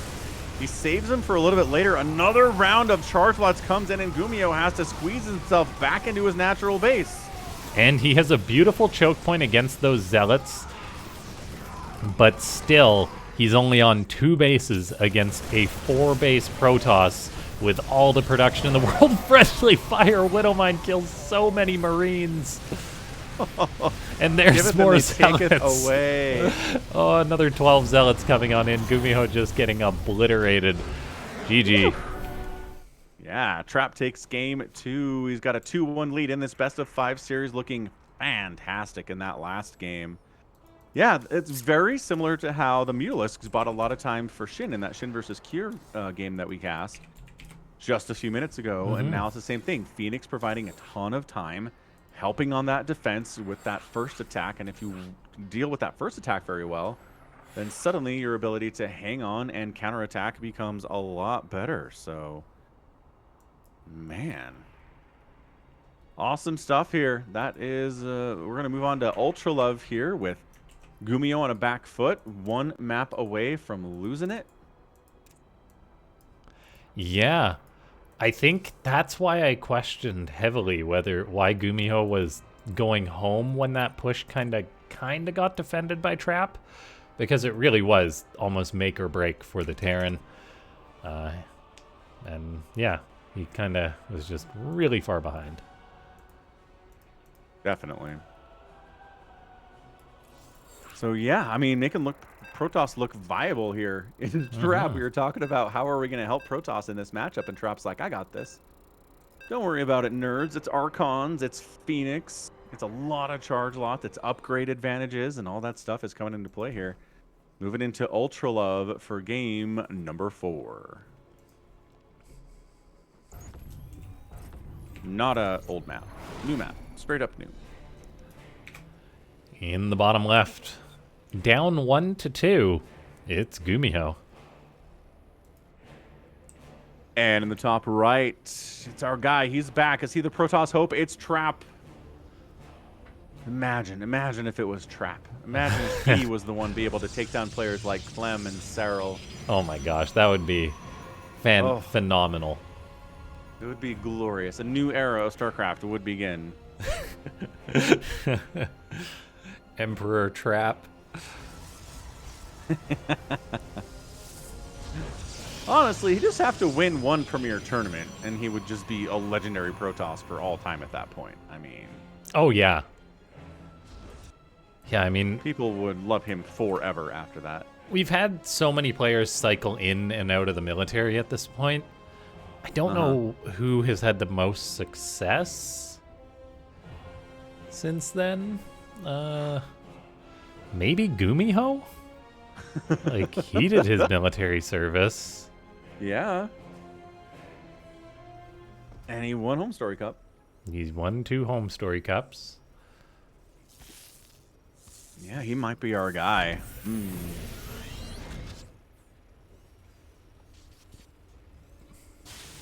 Alright. The old Reaper, he's gotten some good value with Reapers.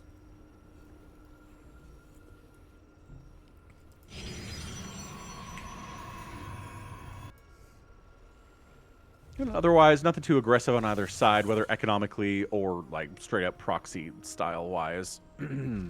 Yeah. Just a respectful opening from both players.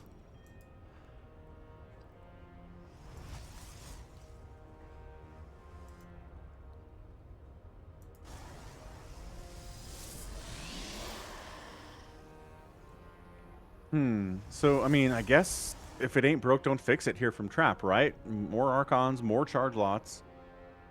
Back into the Phoenix production. Gumiho hasn't really been able to do anything about those Phoenix. LaughNgamez says Hero had a really good run of success post-military. That's true. That's a good one. Yeah, did he win anything? A GSL maybe? Maybe I'm wrong. Possibly. Here, Hero. Like, I know he might have got like top 4 or top 8 at some like IEM or whatever, but I don't know. Yeah, I think he might have won a GSL. Maybe I'm wrong. So he ended military in 2021 of June. And post 2021 of June. Team League doesn't count. Team League doesn't count. T1 DreamHack Atlanta.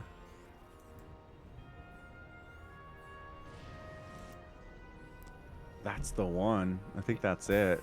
Yeah, that's pretty good. Yeah, that is pretty good. And some Team League. Oh, yeah. No, he did win GSL Season 2 2022. Oh, okay. Yeah, so he won a GSL post-military. So he's... and then a DreamHack. probably the best player to return from the military then. Yeah. I don't know, maybe there's more that I'm forgetting because there has been a lot of players that have gone and returned at this point, but... that's true.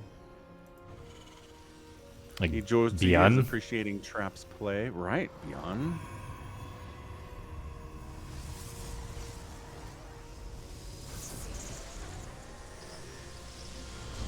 I'd love to know how much StarCraft they're allowed to play when they're doing their military service. Yeah, I think it depends. Like, players are allowed to play. Like, a lot of them reappear near the end of their military service. They really start grinding, it seems. Right. So there's some level of that.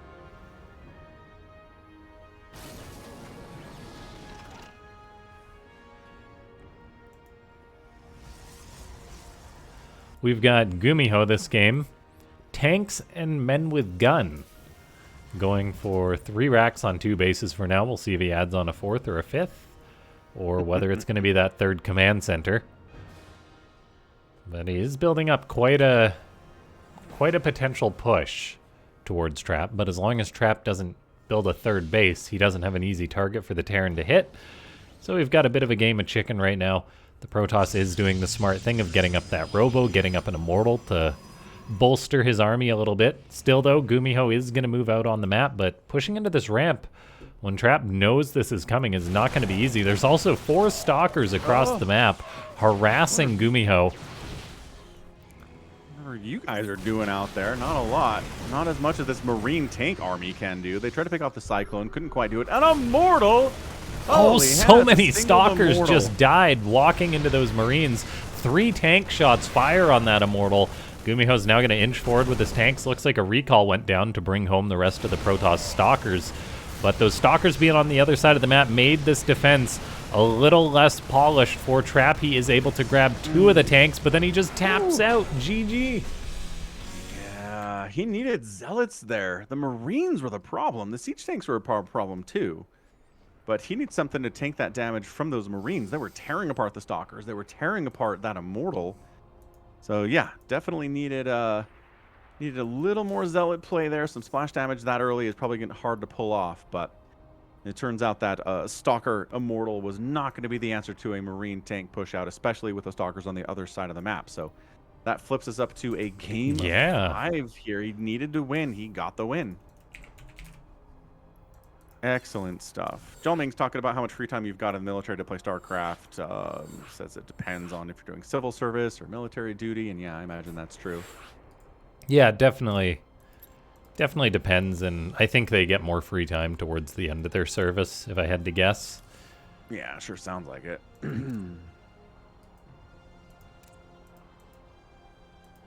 But we are lucky that we have so many players that have returned. Like, Trap is one that you wouldn't necessarily... Oh, whoops. Loaded us into the wrong Frost map, which may or may not have been my mistake, because sometimes the maps don't load properly, and then it just makes me select the lower one. Dear StarCraft 2 intern, we love you. Please fix this problem. It is annoying. Wait, what am I doing here? Gosh.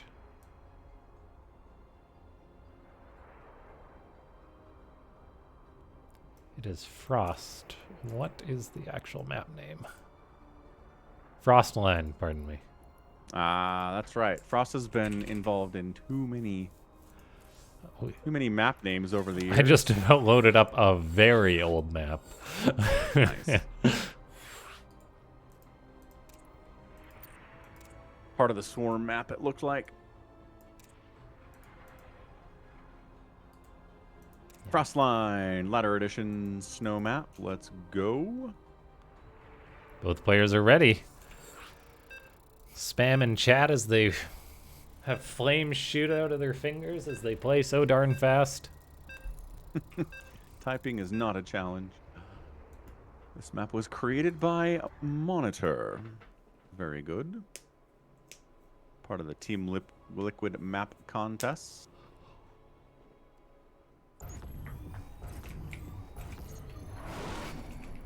Yeah, fairly traditional map. Definitely. And snow for the winter season, at least in North America. All right. In the bottom left, it's Trap.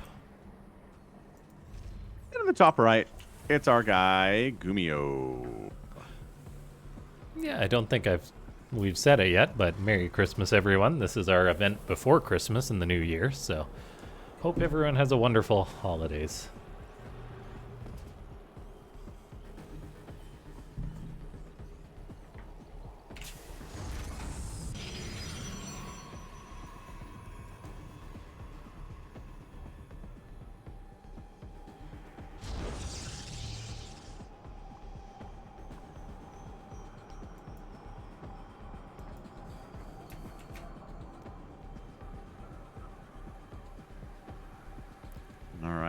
Probe, your job is to scout out on this frozen wasteland what the Totalitarian is trying to do to shut you down. Nothing crazy, no proxies, no fast command center here from Gumio, just standard play.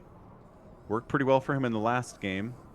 He was close to breaking through in the previous game, in game 3, but here in game 5, it's going to be for all of the marbles. Yeah. You really got to watch those pushes from Terrans. And while it was nice Trap getting a bit of damage done on the other side of the map, he really needed to be ready for that push from Gumiho. And not having those 4 stalkers, I think, hindered him quite a bit.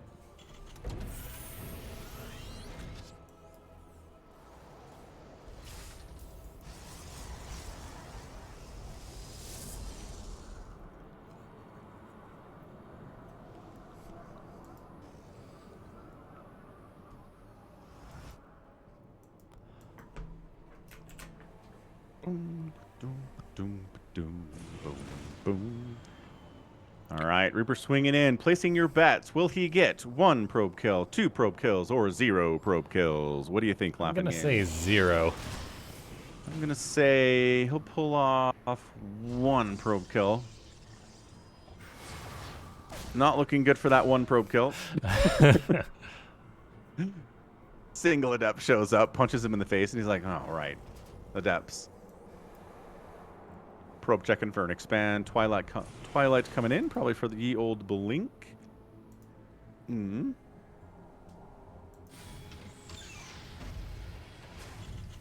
But yeah, guys, hit that thumbs up button down below. It just helps us get noticed here on the SOOP Live website, which is new and fancy and shiny and much appreciated.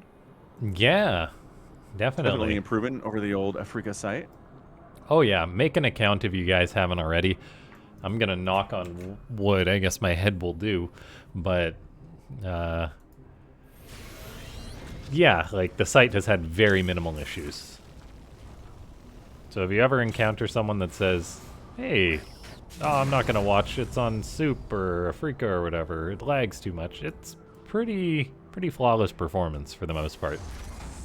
Yeah, which is, I mean, more than could be said for other things. Not gonna get into that. Anyway, awesome stuff. Dark Shrine coming in here from Trap. Yeah. Let's But go. the Reaper's I in the like main some- base. Oh, he got a probe kill. He got a probe kill. He did. He got 2 probe kills before he went down. Haha, I win the bet. Now Let's Trap go. is able to kill that Reaper before it spots the Dark Shrine, but does how Did he really? desperate he was to stop that scout give it away to Gumiho? I mean, Trap pulled like sure, all the probes to stop that. that's true. And Gumio's like, wait, what? Why? So he's going to do some more scouting with this Widowmine drop, too. Yeah, and I mean, it's going to be a slow warp-in for the DTs when they do land, so Yep. 1 DT warping in going to take 11 seconds. Meanwhile, there's this drop coming in for Gumiho that's going to give him quite a bit of heads up before this DT rolls on up, and there he goes. Oh, he doesn't see it. He turns around. Oh my gosh. Oh, Trap's ability to keep this thing an absolute secret is legendary. Oh, So here we Gumiho go. knows. He's pulling the boys. He's waiting for enough energy for a scan. He's trying to surround. No, he's just pulling everything. Okay, never mind. That is... I thought he was pulling away from the DT. Instead, he's just going for it. Widowmine, no. Widowmine, also no. Okay, pretty embarrassing there. Yeah, Gumiho kind of just was running to try and get away from the DT. Now he's going to have to burn a decent amount of scans to clean this up. Trap can always send in another DT before a turret's built, which I'd love to see. But Trap is a little bit late on warping in another one, so... Oh, the DT tries to make it past that. Doesn't quite. Still, though, 2 burn scans, quite a few dead SCVs, lost mining time. The delay of a push. That's quite good for Trap. Now, as long as he doesn't let 16 stimmed Marines unload in his main base, he should be fine. I mean, it's a little hard to prevent that, but I guess Stalkers exist for a reason. Let's see. Oh. Combat shield not going to be anywhere near this battle, unfortunately. But here we Observer go. spots it, so Trap knows. Oh, no, he mustn't have been paying attention because Gumiho got this drop-off, and now the 3rd is having the battery be killed. The pylon goes down. The 3rd is in real trouble here. I mean, slowly trying to respond to this is Trap. He's just absolutely taking people. Yeah, one by one. Stalkers aren't enough here. DT's getting scanned out. There are no zealots. There are no charge lots to help with this. Oh, man. Marines with medevac support are insanely good, and the Nexus goes down. Not just the Nexus. Probes getting gobbled up too. Stalkers are taking damage. Gumiho's going for the Immortal on top of this. Oh my gosh. This is... Oh, and 2 more Stalkers dying. Trap just doesn't quite micro back the injured ones.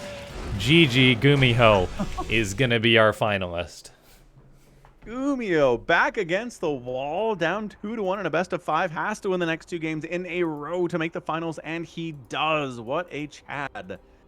Excellent, excellent win from him. Trap kind of stuck fighting stimmed Marines with medevac support with only slow zealots, immortals, and stalkers. It was not going to work out for him. The DTs were fun. They didn't get a ton of damage done. But my goodness, what a win from him. And he punches his ticket into our best of 7 grand finals against Shin. He's going to have a hard time out there for sure. Yeah, that really was a nice comeback from Gumiho, showing his class as always, not just folding when he was down. He made a successful comeback, which is not an easy thing to do. We have a lot of players that when they're down a map or two, they kind of just give up and flounder. Gumiho did not do that. And so, yeah, we've got our best of 7. Going to be Shin taking on Gumiho for our next match. Thanks so much to everyone for tuning on in so far. Don't go anywhere, as we're going to have an awesome TVZ finals. And I believe It's going to be legendary. I believe it's actually a repeat of our previous finals, because I pulled up the match 3 chat thing and it was already at Shin versus Gumiho. So I'm not a prophet, but yeah, I think this is a repeat from maybe number 8. Yeah, it is. And Shin took that 4-1, so that's going to be an exciting rematch. We'll be back in just a couple minutes. With that, stay tuned. Awesome. We'll be right back.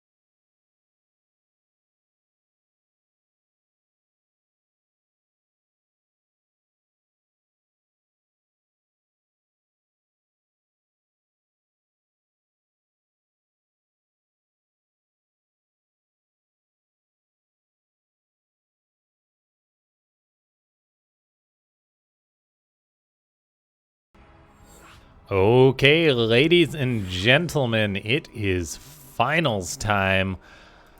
It's going to be a best of 7 between Shin and Gumiho, a rematch that the players were actually talking about in chat. So I think it should be a fun one.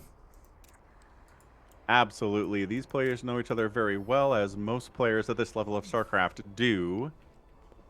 All right. Will we see a Proxy Rax opener in this series, LaughNgamez? What do you think? I would put quite a bit of money on that. You say yes? Yes. At least one game, one map. All right. I'm going to go with... I'm going to say yes as well. The safe Mostly bet. because it's Gumiho at this stage. But Yeah. we'll see. I mean, Shin did get hit with one early, so he's going to be watching out for it maybe a little bit more closely than normal. Yeah, like Kira is a guy who brings it out all the time. Gumiho probably will, because he's got a full best of 7 to play. Right. Might as well give it a shot in one of these matches. Okay, and No here reason we are. not to. In the bottom left, it's Shin. And in the top right, it's our guy, the Taltaran Gumiho. Shin is extractor tricking here to go 15 out of 14 supply, which will let him get an earlier hatch. Yeah, did he do that in the game that he got proxied by Kira? No, I don't think so. I don't think it was just a regular old hatch burst at 275 minerals. But this lets you go 15 hatch, because it's 275 instead of 300. But he basically got there when he had 300 minerals anyway. Not even. Yeah, and then you extractor trick again. Yep. And there you go. And then at 15, you go for a pool once you have enough money for that. Cyril's been doing this quite a bit recently. I'm not entirely sold, not sold on the benefits here, but if Cyril's doing it, I can't really argue too much. Yeah, that's definitely true. I mean, if any other Zerg player was doing it a lot, it'd be like, maybe. But it's Cyril, so you're like, okay, fine. It's awesome. It's obviously awesome. He's doing The man knows what he's doing. Yep, so that's a 15 pool, and then he's going to go 18 gas here. Although, Cyril's been kind of doing some gasless openings too, which I do not agree with, but he won one time going against Mara with a gasless opening, and that's not what this is. So it is an 18 gas at like 200 minerals for some reason. I don't know. It's a late gas. No big deal. Not like he needs speedlings for anything. Queens and slowlings will handle the Reaper, and it's fine. It just really gets your economy ratcheted up here a lot faster. A bit of a nice kickstart, and he's going to move into a pretty solid fast third. And we'll see what Gumiho does to try to deal with this new monster opening.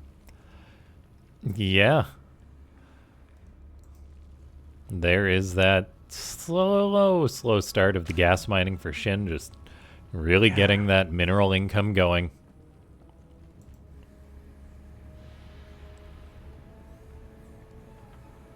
And it's just not that bad. I mean, it's really not.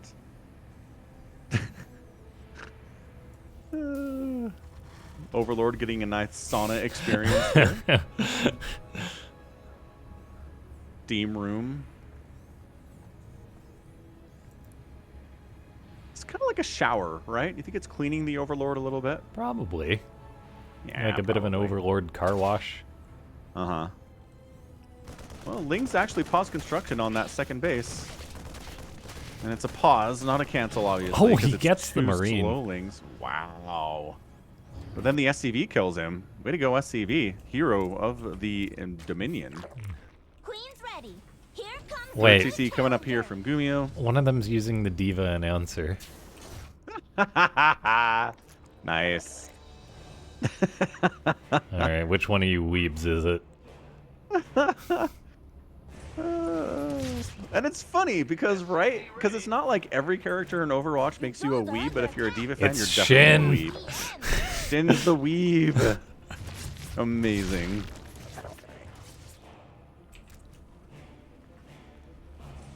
Get out of there. Reaper gets out. Nicely done. Did force a Spore temporary construction there. Not a big deal. No too big loss here from Shin. He's got 38 workers.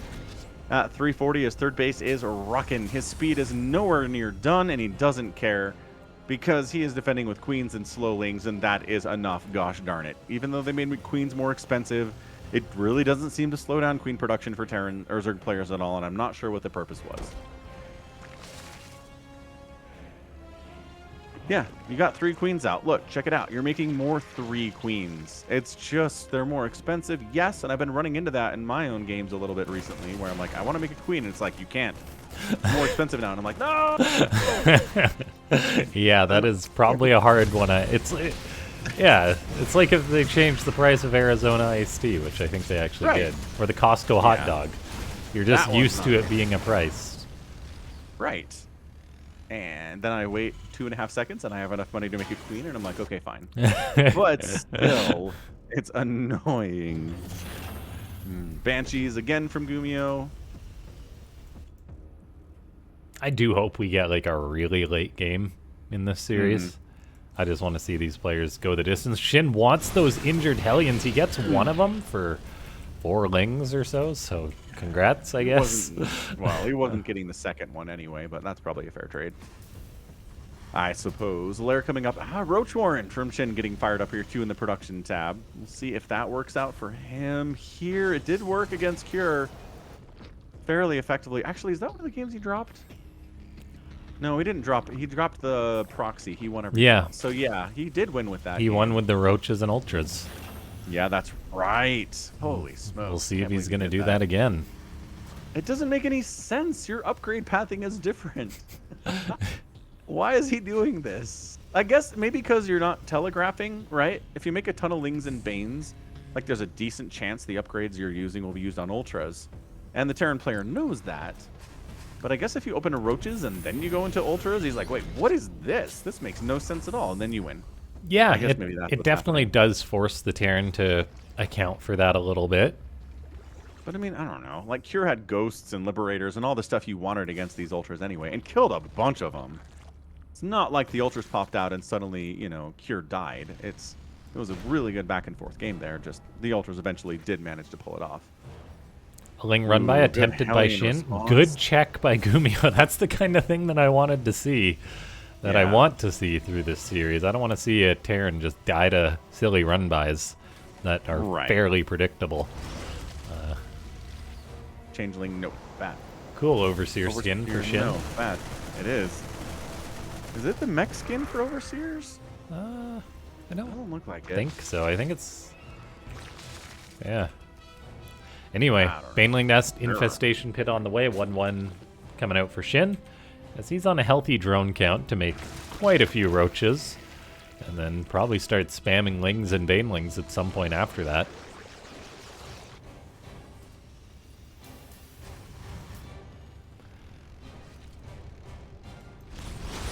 Gumio moves out, runs into those Roaches. Marines immediately turn around. They're like, oh boy, that's a lot of Roach Ravager. This one Roach is like, I will die for the cause.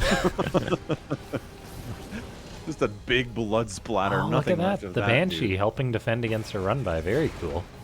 Yeah. What Banshee for base defense? Pretty good. And they're good on offense, too. Banshee's a good unit. They are. I'm not surprised we're seeing it a lot today. They're in a this matchup. pain in the butt to control, but they are a good unit if you have the control. Exactly. And that's the kind of unit that's good in StarCraft, right? High skill ceiling. Really effective when you have that high skill. It's a good unit to watch, good unit to cast, good unit to use. Picking off creep tumors and then just getting out of there once the queens show up. No Gumio just charges forward, says, I can take this fight. Feeling strong since he had his 1-1. I think Shin's finished up right in the middle of that fight. Mm-hmm. Gotta turn that Roach into a Ravager. There we go. It had like 4 hit points remaining. Regaining those hit points by turning your injured Roaches into Ravagers. Good deal. It's a great deal. Major benefit for Zerg to do that kind of thing. Okay, so Roach Ravager shenanigans. Hive coming up here. We'll see if he tosses down an Ultralisk Cavern with that Hive or not. Immediately gets 3 Vipers first. Works on Baneling Speed, Centrifugal Hooks. Working on a +1 melee attack and Adrenal. This does feel like he wants to get into Ultras here. We'll see if Gumio watched the previous series or not. Vials, dodge very easily. This attack is hits a Medivac, though.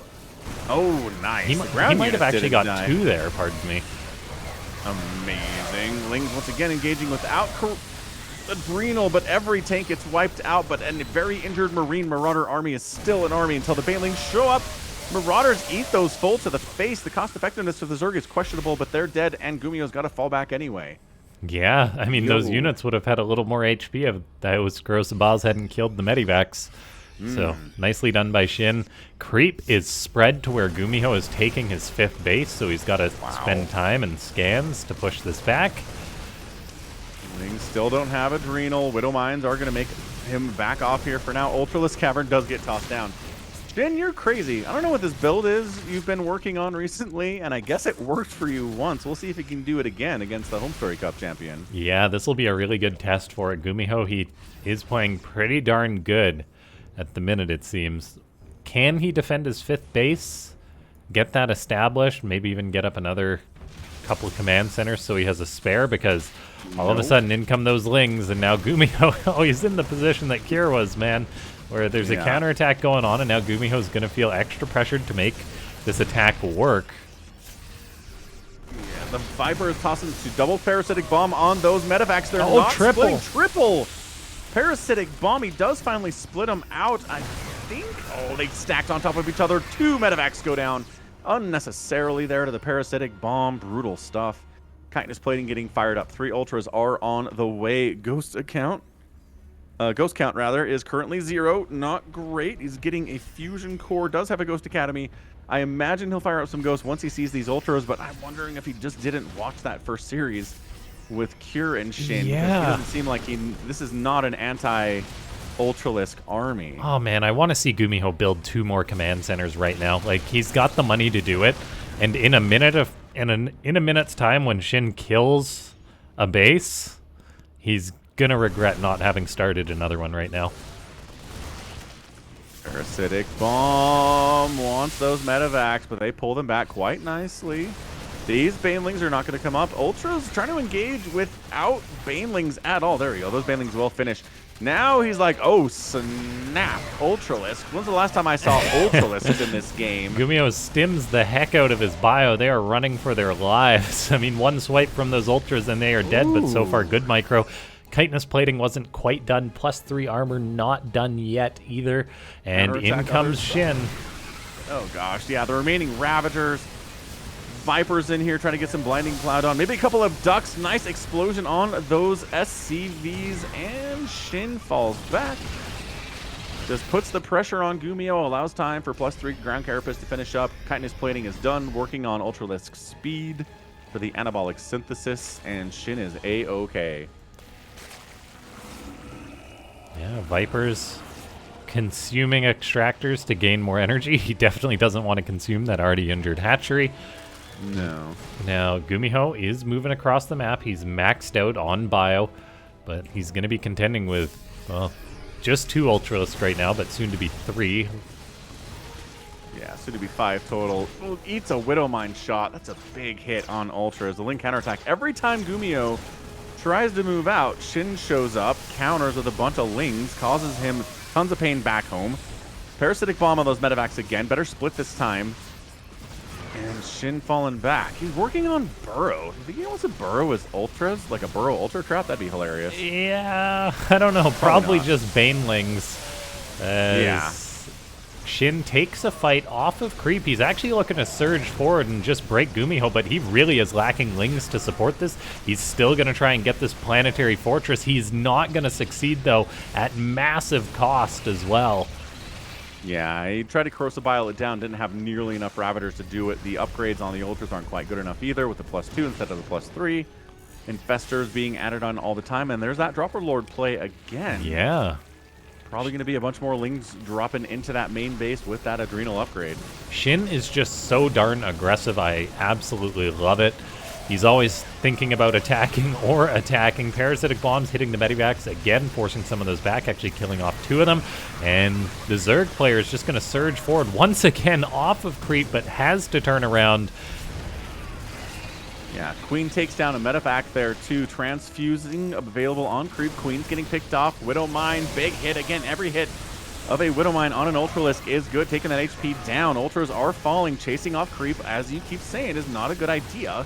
He doesn't have Oh, a nearly the fungal links. growth. The fungal slows, and that will let you reach your enemies if they are fungled for sure. Shin falling back again.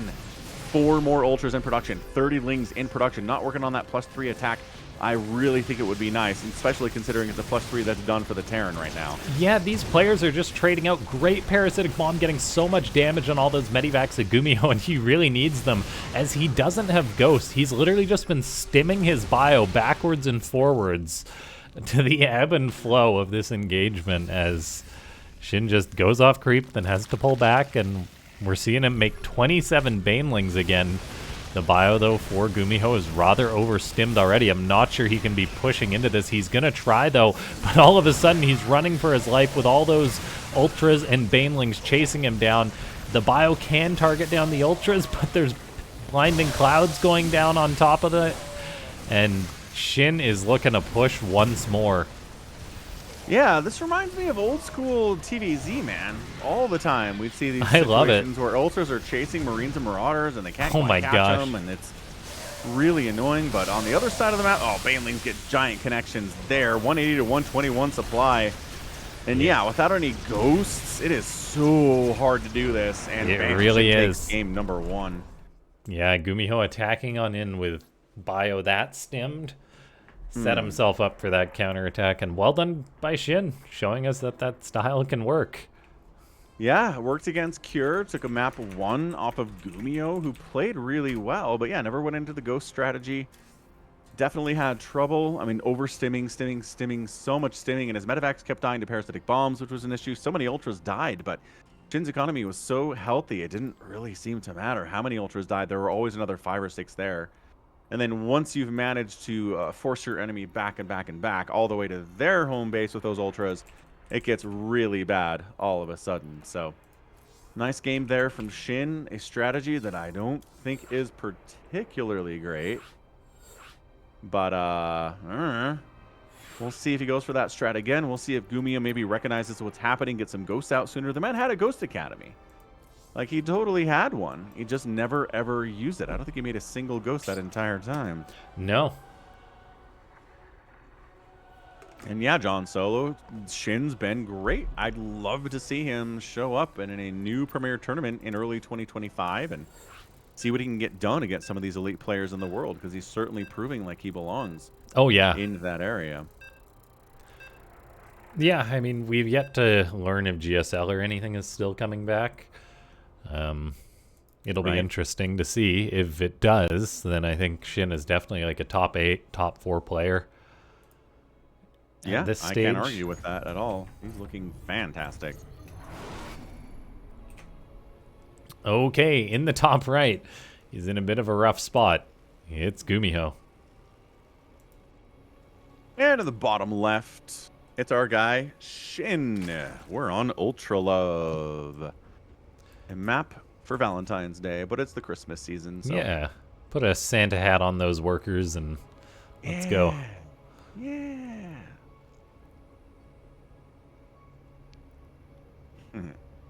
Santa hats on the critters would be good. They could do it. They put party hats on all of the workers for, like, the 10-year celebration of Starcraft 2.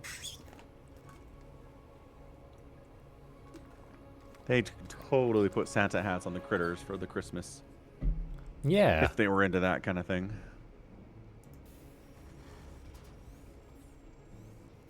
Sell a Santa hat, Blizzard. Easy money. Certainly. What is that? I think it's just like a tarp or something. A very... Oh, yeah. It's just like covering a crate. Kind of looks zergy, though, huh? Yeah, I think it's just maybe the texture quality. Yeah, and it does look a little zergy. I don't know. It's a piece of creep just sitting outside your main base. Just reminding you that Zerg is on this planet. Yeah.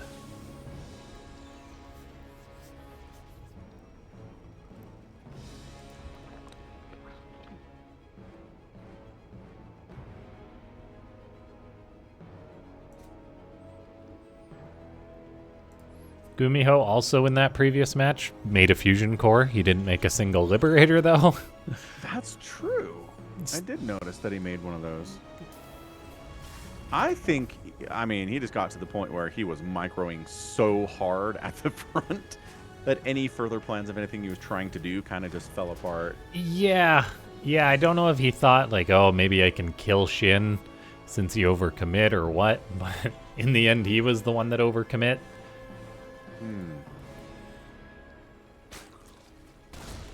Lings pop out in order to try and defend these drones. Gumiho wants one, but he will not get one.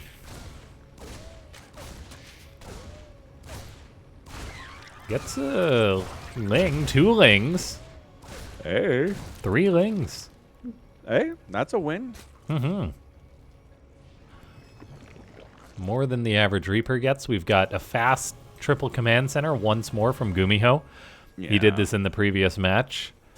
No reason not to do it, honestly. Not much Zerg can do about it. He just kind of forces them into a fast third and a fast fourth, which can make them overextend a little bit, etc., etc. Yeah. And for those of you that didn't catch it, or I don't know if we mentioned it, Gumiho won the previous event 4-1. Or pardon me, Shin won the previous event 4-1. So Gumiho is fighting against that as well. Yeah, he's kind of in the same spot. Down 1-0. It's not a good beginning.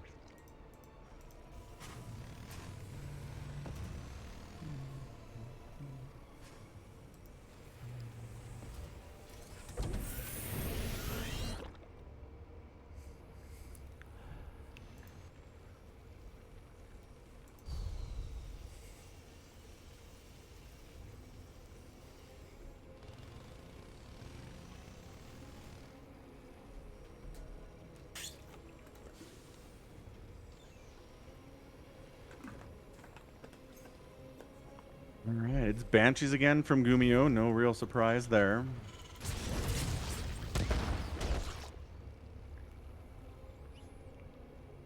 The old harassment issues continue to come in here.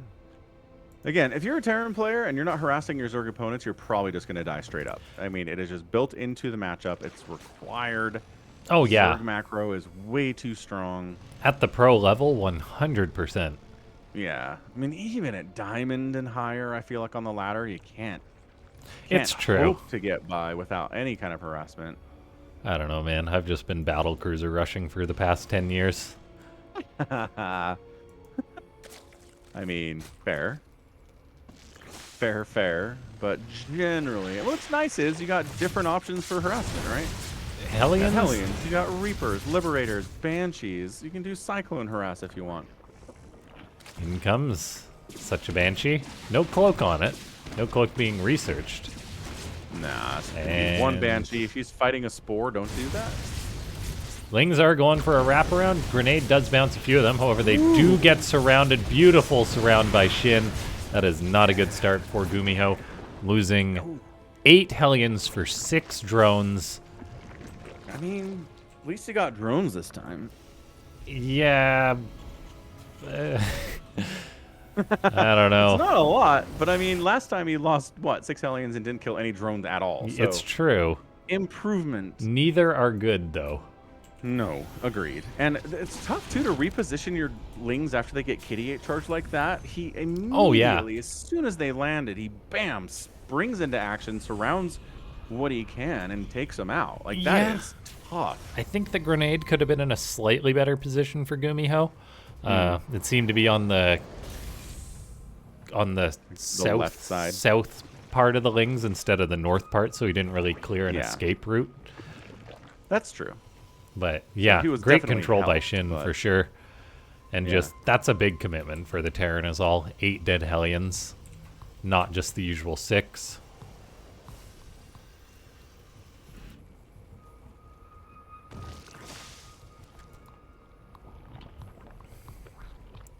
"12 creep tumors at a time. Shin is spreading creep like a machine." And there he goes. Yeah, I mean... Bop. Lost to Queen Port, overextended there a little bit. Get inside. Okay, now pick up. Oh, that Raven is still on the front. You got to be so careful with that, buddy. And the scary thing no is hit point. how close this creep is to the base of Gumiho already. It's already at the halfway point. Right. And it's like, if I zoom out, we can see the creep, and Gumiho's third. Yeah, it's not a big map, Ultra Love. The creep spread is very good.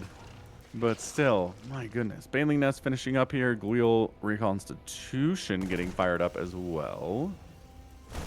Roaches, +1 armor. Overlord dies. Does not supply block Shin because he's too good for that. Lings think about charging up that ramp, but Marine's covering that area pretty effectively. Banshee working away on a hatchery and gonna die. Just kind of lost control of that for a second. Worried about the Lings up on the top side otherwise. Gumiho is 8-raxing right now, but he's going to have to clear a lot of creep before he can push into Shin properly. Like, this creep is going to buy Shin so much time. And Gumiho's in a position that he's going to have to walk onto creep most likely with mass Marines against, well, mass Roach Ravager. That could actually be decent for him. There's no Banelings in sight for Shin. Baneling's speed is a ways away as well. Mass Marines is good in this position. Yep, the armor upgrade is here, but sometimes they just get outnumbered. Corrosive Vial's getting dodged pretty easily. He wants to knock down and create a bit of a wall here with that cooling tower. Nice. It's going to be a minute now. He just bought himself a few more seconds, which can be a big deal here. For maybe centrifugal hooks to finish, but not 50% complete yet. That's not going to work out for him. No, this aggression from Gumio is looking really good. Ling's getting murderized before they can close within here at all. Queen's getting popped out here too. Roach Warren taking a lot of fire. Anti-armor missile tossed down on these Ravagers as well, making them extra squishier. They're already pretty squishy. And Gumio trying to make this thing happen now. Yeah, he does have a very nice push going. Centrifugal Hooks is 11 seconds away from completion. Shin is getting ready to set up a surround. He does only have 9 Banelings, pardon me, for this surround. And there is simply so much Terran bio. 70 Marines in total. Can Shin clear this out? He's going to try. Gumiho is microing his Marines. A lot are moving, not shooting, so a good start for the Zerg. The tanks have to be focused down, and they are. No, saves the one tank on the high ground. Only one remaining, though, is not nearly as scary as having 3 or 4. Yeah, I mean, Shin trades out all his Lings, but keeps his Ravager backbone alive. He cleans out all the tanks. I think that was a hold, and Gumiho agrees as he loads his army into Medivacs.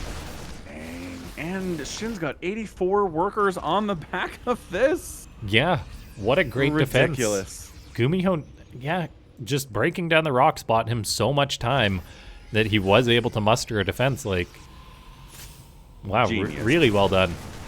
Yeah, I haven't seen rocks used on a map like that to that effect in a very long time. SCVs scramble for Gumiho as Banelings roll on in. They get locked in and are just going to hit those depots. The Terran player is establishing a 4th base, but he's up against a Zerg that's on 5 bases with 84 drones and that Ultra Cavern on the way. He has to know this time, right? He knows it's Ultras. I mean, Maybe he thought game 1 was a fluke. He knew, like in game 1, he knew he was up against Ultras. He just didn't build any Liberators or anything. Or Ghosts. That's true. Shin finds 16 SCVs with a beautiful counterattack that's going to put even more pressure on Gumiho to get something done. 2/2s on the way for the Terran, but +3 armor and chitinous plating is on the way for Ultras down the line. I mean, Gumiho has late upgrades because he was hoping to win the game potentially earlier. Yeah, I mean, that's the problem with those timing and strong attacks. They are strong, but if they don't work, your late game becomes an untenable nightmare. Chitinous plating, soon not there yet. +3 Grand Carapace, soon not there yet. And once again, no Ghost in the production tab. It's Marines, it's Marauders, it's Siege Tanks. Yeah. It's just a replay of game 1. And I just don't think it's going to work because it hasn't worked all day. We've got a big counterattack by Shin and so many Banelings roll in. Delete that 4th base. Now Gumiho is all in effectively against a Zerg that's spread out over 6-7 bases. He's stimming into Banelings.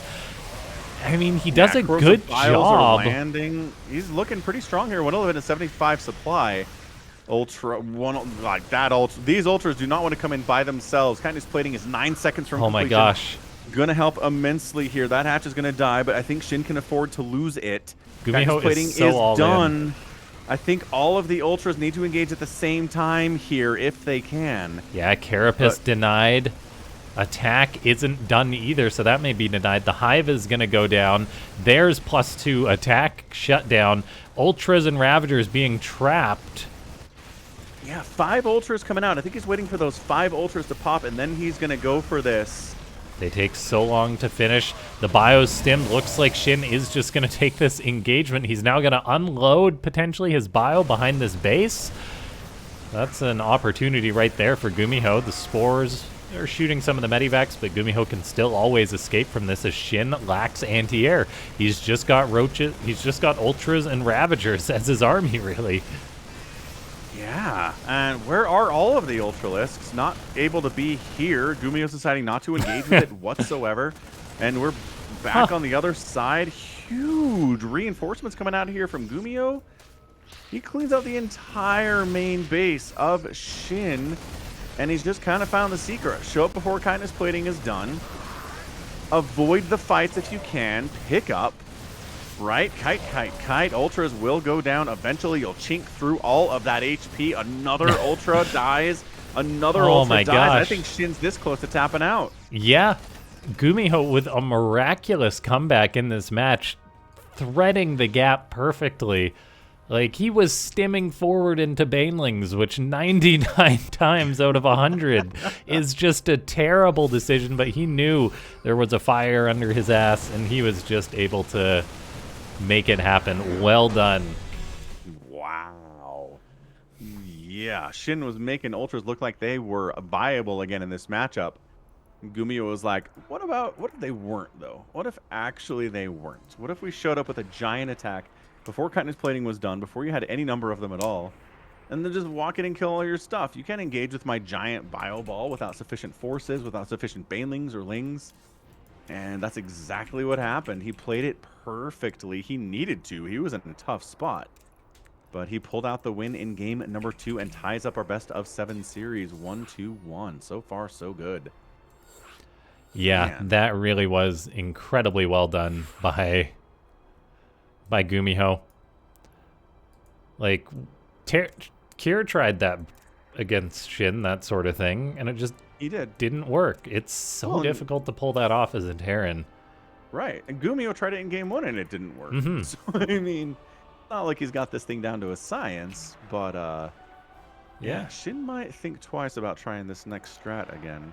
Yeah, and that was a result of Shin committing. Like, I don't know, he committed probably something like 15, 20 Banelings and a bunch of Lings to that counterattack.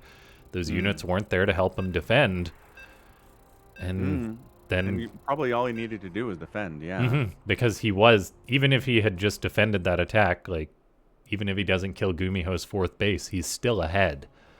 Right. So, yeah, Shin actually got punished there by Gumiho for his overcommitment to counterattacks that he gets away with most of the time. So well done, Gumiho. And all of a sudden, he's tied it up. All right, so we're on Frostline here for game number 3. Top right, the Towel Terran himself. Oh, did I lose yet? Oh, yeah, sorry. And we got Shin Gumiho in the bottom left. Pardon me. Oh, did I lose your camera? I did lose your camera. Bottom left. Somehow. We know who's playing. It's fine. Yeah, it's Shin, it's Gumiho, it's Frostline, it's a snow map. Good stuff. Good stuff.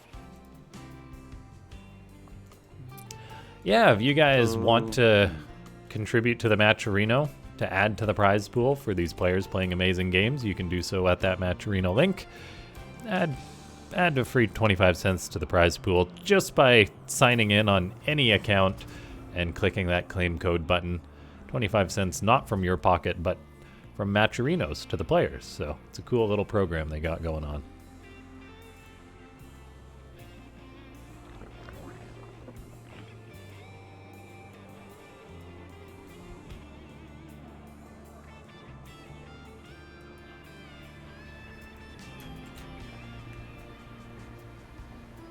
We have got a very early pool from Shin this match.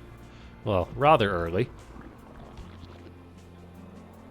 Gonna be trying to catch Gumiho off guard and Kumiho's actually going for a low ground wall off, so we'll see how well this is going to work, actually.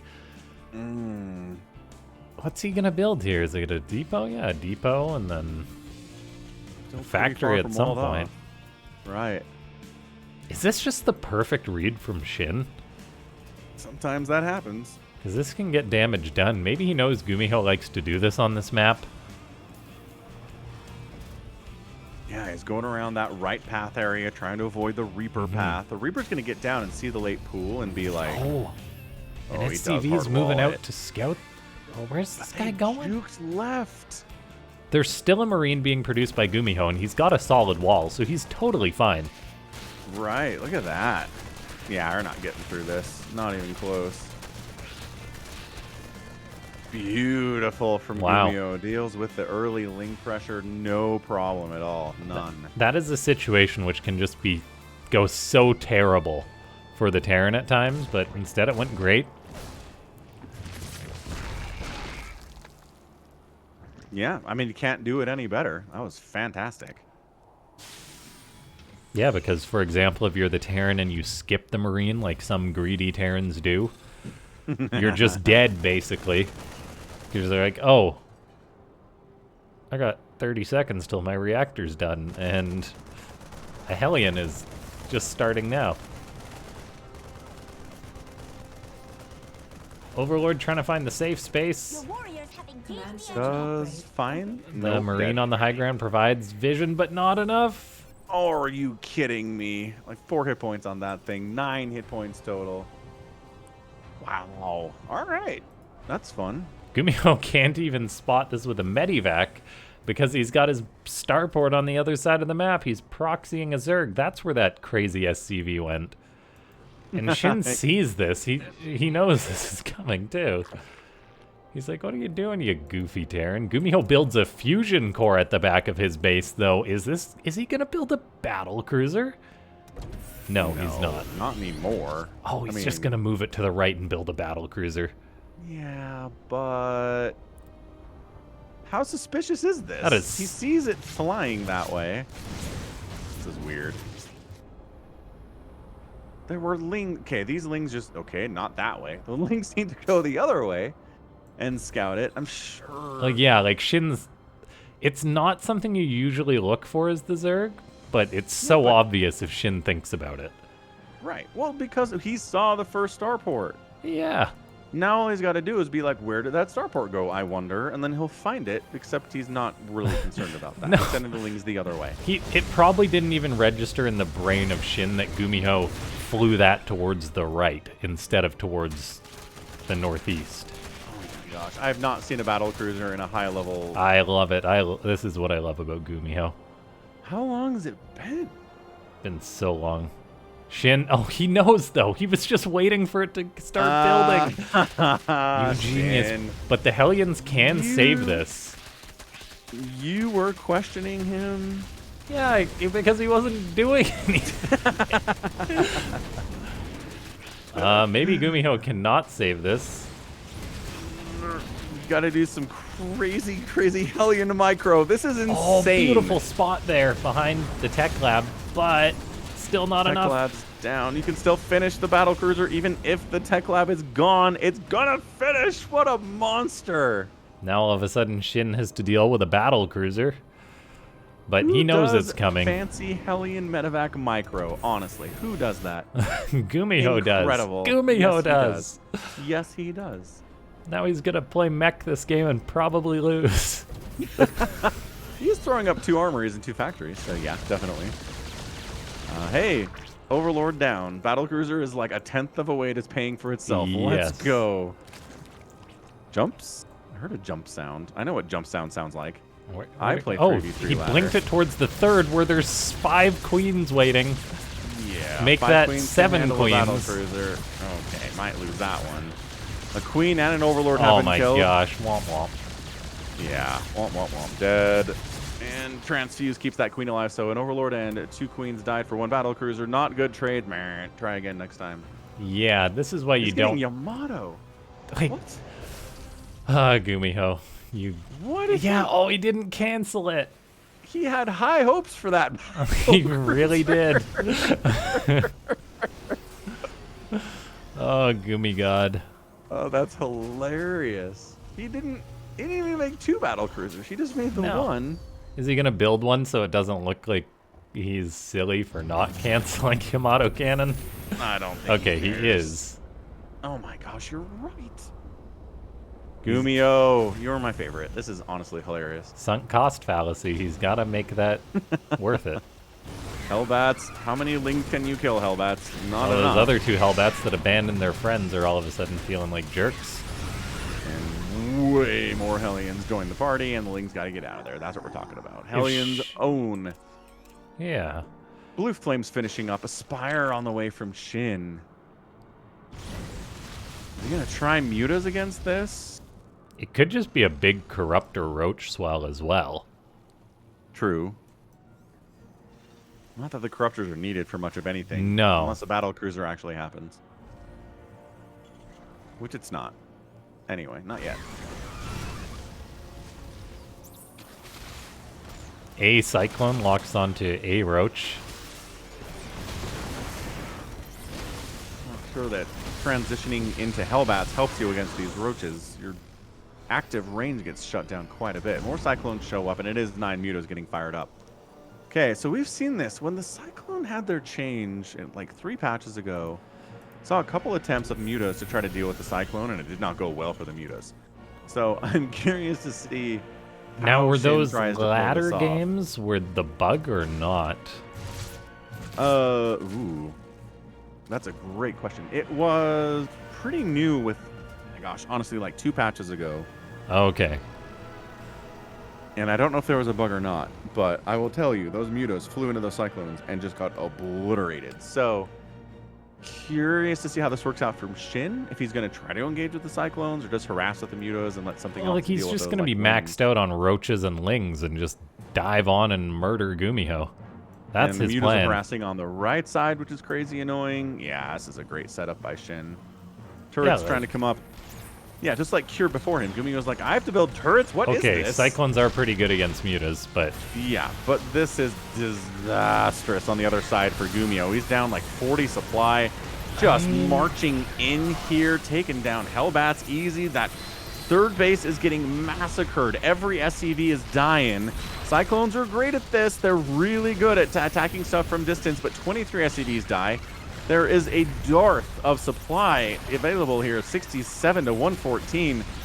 And, I mean, Gumio might hold against this attack, and it looks like he does, but man, he took a major economic hit there. he did. He's made his 4th base in orbital command as well, which I guess he's got a slightly mobile mech composition to try and defend this, but he just doesn't have the stuff.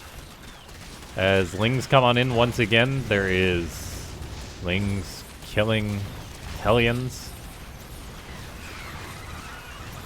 Shin overcommits, Okay. loses a few Lings there. Cyclone's kind of on fire here. But yeah, without a kills base on that one Cyclone. without a base as a planetary, it's going to be really hard to defend as Gumiho. Gumiho really needs to get his production going too right now. He's just making SCVs. He's got idle factories and did for at least a few seconds there. Like, he needs to be making Hellions too, because Shin is going to keep spamming out Lings. And getting ready for another attack, so Gumiho needs all the supply available to himself.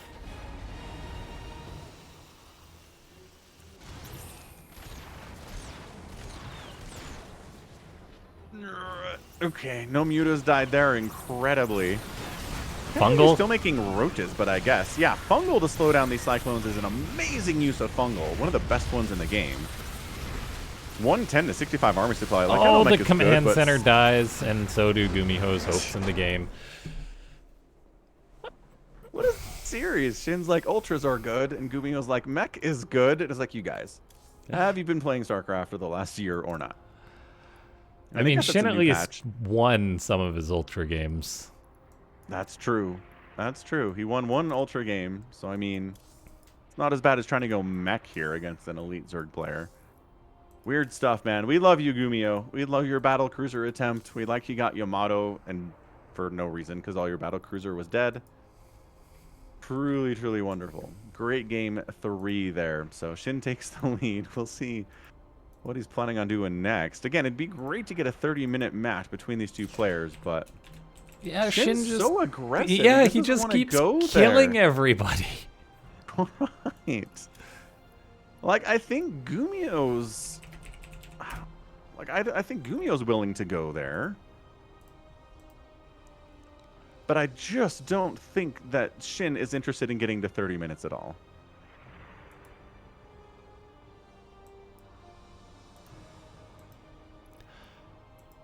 Yeah, Gumiho's still in the replay again.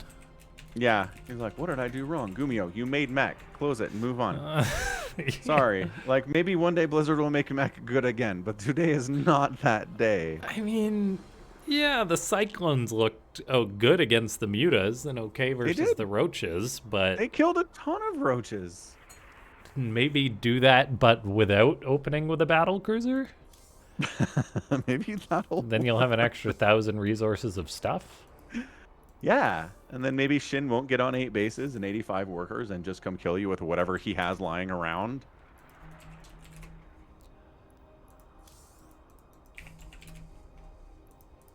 Incredible. Alright, looks like we're on Amygdala next up.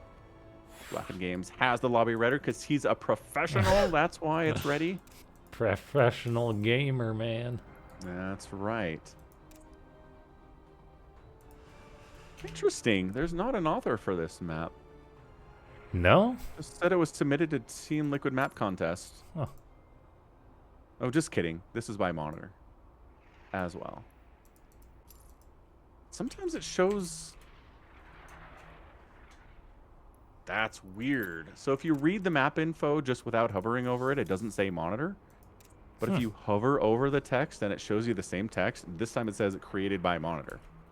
Interesting. Starcraft is a very consistent game. Yes, consistently weird in a lot of ways.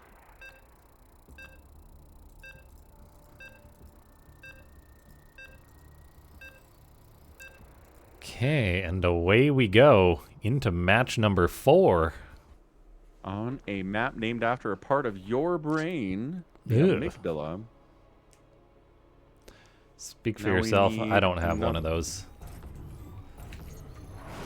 I don't think you would actually die if you didn't have one, but it's probably not great.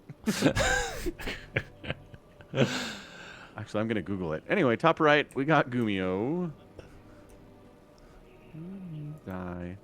And in the bottom left, it's Shin. Google says living without an amygdala does not bode well. It doesn't kill you immediately, but it gets rid of your fear response. Oh. So you have a hard time, like, keeping yourself alive. That's interesting. Yeah, that is weird. Like, oh, traffic, whatever. Right, right? Oh, this cliff isn't dangerous. Are the brave people in history just people with no amygdala? Maybe. Or like a damaged amygdala. Yeah, amygdala means almond in Greek because the amygdala is a tiny little part of your brain about the shape of an almond. It's not big. Medicine is funny that way. So now we need a map named Cerebral Frontal Cortex. As long as we're naming maps after brain That parts. does sound like a StarCraft thing almost. So Totally. I'm going to email Monitor and be like, look, man, you've opened the door. all the brain things. Next one will be brainstem. Yeah, brain. Dude, that's a great map name. Brainstem.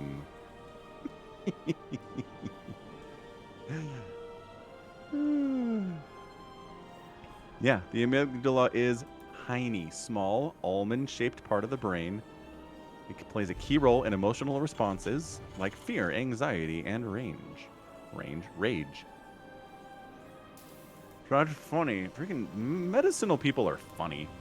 Like, here's a part of the brain that does stuff. It's small, looks like an almond. Let's name it after the Greek word for almond. The guy was probably eating almonds before he named it. Ugh. This looks like a part of a brain. Gross. Now these almonds are disgusting. Hate it when that happens. All right, I'm gonna lock onto your camera for 1 second. Sure thing. You got it. Step aside. Okay. Third. Oh, Oh, third base doesn't get down. Reaper denies it. Hero Reaper of the Dominion here for sure. Maybe Rainer's Raiders, whoever you want to root for here. Reaper fighting Slowlings on creep. He feels absolutely invincible here. Queen pops out. Third base gets planted in his absence. He probably could have denied it again, but I do love denying the third base and killing a couple Lings inside the main base too. Gumio back home. Second base finishing. Guess what is our third?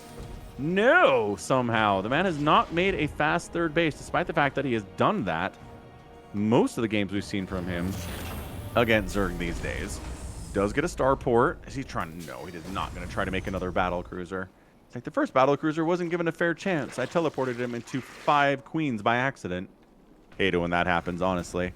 Because you can teleport anywhere on the map, but it doesn't mean you have vision of the place you're teleporting to, does it? No, no, it does not. So there's no way this is a battle cruiser. 0% chance it's battle cruiser again, unless he's trying to get redemption. Which, you know, it's Gumio. He can maybe be going for some redemption here. Reaper taking some HP off of that hatch. No big deal. Shin, drone. Super Dronian. It's going to be Cloak Banshee, which is less exciting than battle cruiser, but still more exciting than, like, a Viking, I guess. Vikings are not exciting at all. Queen. Nice micro on that Reaper. Hellions want that tumor so bad, but they also don't want to die. Ling control by Shin is so good. But Hellion reinforcements show up here from Gumio. Shut that down quite easily. Nice. Hasn't lost Hellion yet. Nice. Welcome back. Gumio denied the third base and has been looking pretty awesome. He didn't lose his Hellions this time to a Ling surround. He denied it with the Reapers and Hellions? Or? With a Reaper, yeah. Oh, nice. Anyway, not a fast third base, but he's getting a third base now at 4 minutes, which is normal, I guess. I don't know. Is it normal to get a fast third now? Probably. Yeah, it's abnormal for Gumio so far, so changing it up, prioritizing harassment a little bit before his third, I guess. Gets a drone. But not done yet. Still alive, ready to come back for more. Lings are trying to knock down the rocks, give himself access to that one of the gold bases here on Amygdala. Creep spread, awesome. That tumor landed just in time to keep those Hellions from sniping it. That was awesome and lucky. Lair getting fired up here from Shin. Double engineering bay from Gumio. If you don't know what that means, you're brand new to Starcraft. And welcome to your first time watching Starcraft. It's good to have you. If you have any questions, let us know in chat. Looks like the fourth base location has been decided by Shin. Not going to be that gold this time around. This Banshee, these 2 Banshees may actually be able to delay 100%. it. Two Banshee damage can kill a morphing in hatchery. Look at that. Easily, too. Nice. Gumio, I think what we're doing here. Wait. What? Gumio. What is this? Why is this? This is not right. Oh, he just realizes now. No medivacs for you, Gumio. Oh, how? Okay, he's How gonna does land one it even right there. do that? Oh, you silly goose. Did he intend to send it? Why would you send it out for any reason? He must have did it just to make a battle cruiser last lifted time. it off and then was gonna place down the reactor and then just forgot to. But then he had to send it off into the wild blue yonder. Well, yeah, I mean, he probably just right-clicked, like, so then it would move to the left and then just never touched it. I don't know. That's funny. I really want to find out. We need to ask this man. Even pro players make mistakes, guys. They do. That makes us feel good about ourselves, too. Thanks, pro players, for making mistakes. Shin doing, guess what? A Ling run-by counterattack up at 12 o'clock. Would you look at that? Surprise. 2 Banshees, though. That's actually very effective defense. And now Gumio is looking to cancel the 5th of Shin, or the 4th, pardon me, because... I just like to see Shin get centrifugal hooks earlier. Like, he's really waiting until the last possible second to have this upgrade, and I think it's hurting him. Yeah. Like right now, he would love to have centrifugal hooks, but he doesn't. So the Banes can't even come close to these Marines. That siege tank's firing away. Gumiho doesn't have any medivacs to heal these Marines because his starport went on a journey. Dude, he's gonna get the hatch anyway. No, though. he's not. If he doesn't shoot it. Okay, good. Thank you. There you go. Easy. The man's making medevacs now. He's making up for lost time. Oh no! Can't. Oh, he can't pick up either with that medevac. That's true. Man, the medevac is it the MVP of the Terran army possibly? Turns out it's pretty useful. Like if medevacs were gone, would Terran ever win a game ever again? I mean, we'd 2 racks, but Right, but every time, and then yeah, then the Zergs would know, so it would never work. Right. Oh man. Right, exactly. Just pool first. TVZ would be ruined. Terrans would never win again. Medevacs MVP of TVZ easily. Not gonna get that tank smart enough to recognize Oh my it. gosh, Shin, you menace. Or pardon me, Gumiho, you menace. Trying to... They're both menaces, but yeah, Yeah. Gumio right now. I think Shin is throwing away maybe a few more units this game than he should. Let's see, what's the resources lost? Okay, that bug's happening where it's not going to let me pull that up easily. Okay, units. Resources lost 2,900 to 1,300. Shin is There lost we are. twice as much. Yeah, so a bit high losses for Shin. Then he's had the delayed economy on top of that too, so not the best start. Gumiho definitely has potential to take this further, and he knows where there's an easy base to pick off. His gold can just be sieged from behind if Gumiho wishes. Yeah, I'm liking this from Gumio. He's killing hatches, which is awesome. Oh, nice counterattack by Shin. Instant cancel. Gumiho's repositioning, going to be looking to find some damage. Hellbats are going to be a nice buffer for this army. The Marines and tanks put out the damage. The starport gets found. And the third is under a lot of pressure. My goodness. Yeah, 16, 18 SCVs go down here, but Lings can get cleaned up a lot more easily than a bunch of Marines and Hellbats. Again, with the medevac support, it's a big deal. Shutting down 19 SCVs go down. Another hatch crushed by Gumio here. And trying to reestablish down to the south, still 77 workers. Why does Shin find himself in this exact same spot constantly today? Because he just counterattacks so much. And then the Terrans are like, oh, I guess I'll attack in because I lost all my SCVs. Absolutely insane. Okay. Unhinged.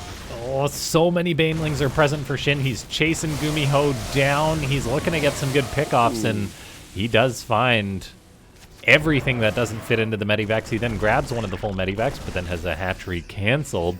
So far, this gold staying alive is very, very important for Shin. Because Gumiho's income is much lower than that of his opponents after that Ling run by. The starport's gonna be under threat. Gumiho's gonna begrudgingly have to move that. He's also researching Caldeus Reactor. Ooh, yes. That allows Banshees to do better awesome stuff with their boost ability. I've never noticed a difference. Wait, no, that's Hyperflight Rotors. Caldeus is the Medivac one, I think. Sorry, not Banshees. Yeah, medevac energy upgrade. Okay, it's energy, or it's not. No, because it was Ignite Afterburners that got nuked, didn't it? I don't know. But I still think I don't know. Lurker Den's on the way from Shin. He's going to try Lurkers here. Not a big fan of that in this matchup, but mixing up these series I appreciate. Okay, lots more Banelings are on the way for Shin. He doesn't have a huge economy, but he has a lot of Banelings, and he just needs to clear Gumiho's army once. He has set up a bit of a death. Well, he's just charging on in, and the tanks for Gumiho are not going to be able to shoot down all these Banelings. Everything is going to die. Shin just massacres Gumiho, and he's still got another 23 Banelings. GG. Dude, Shin is scary sometimes. Shin's like, all right, fine, I'll stop screwing around and making Ultralisks. I'll just go Hydraling Bane. I mean, like everyone else does, and I'll win in 11 minutes. No big deal. I just can't believe he won another game with a Ling counterattack. I mean, it's what he does. Like, Terrans, what are you doing? I can predict in the next game, Shin is going to go for a Ling counterattack at the 12-minute mark and kill all the SCVs at Gumiho's third. Because that's what he's been doing all day. Okay, but so how do you defend it? I don't know, but I know not defending it isn't working, so. I know, but like just saying just defend it is, I mean, bunkers? A Do you bunk. want a hard wall? Do you want to Yeah, just pool more units back at home before moving out. I don't know. maybe, I mean, leaving a couple Banshees back home seemed to kind of keep Yeah, the third base the alive in one of these Banshees were games good. today. Yeah. All right. We're back on King's Cove. Again, an old map, but not as old as we thought it was. Both LaughNgamez and I thought it was like an early Legacy of the Void map, but it's 2019, which, I mean, a long time ago now, but not exactly 2015, right? Right. Shin is looking for the repeat of having another 4-1 against Gumiho. Yeah, certainly is. Come on, Gumiho, fight! Live! Maybe don't make battle cruisers this time, though. Yeah. Or maybe do. Maybe do make Yeah, maybe battle he hasn't cruisers been this making time. enough battle cruisers. Yeah.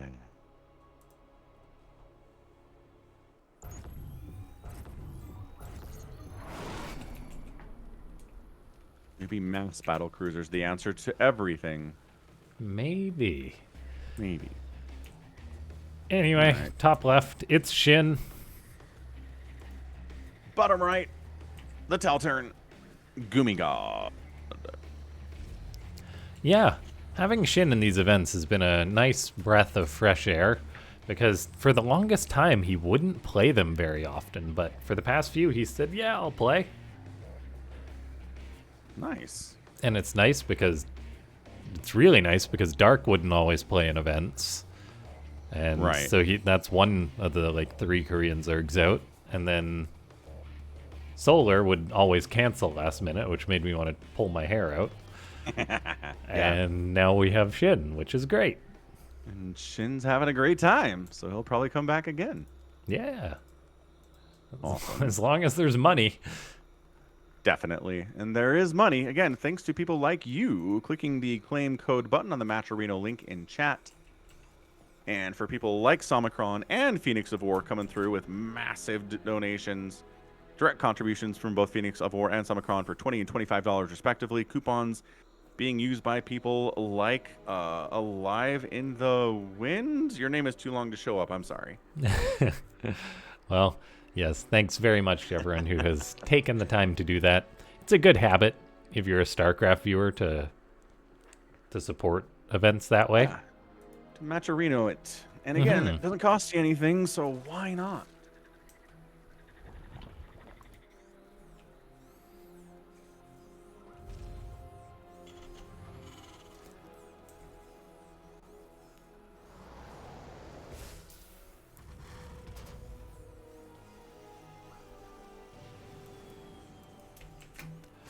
A Reaper is out for Gumiho, now gonna cross the map, followed up by a Marine because he's a smart Terran.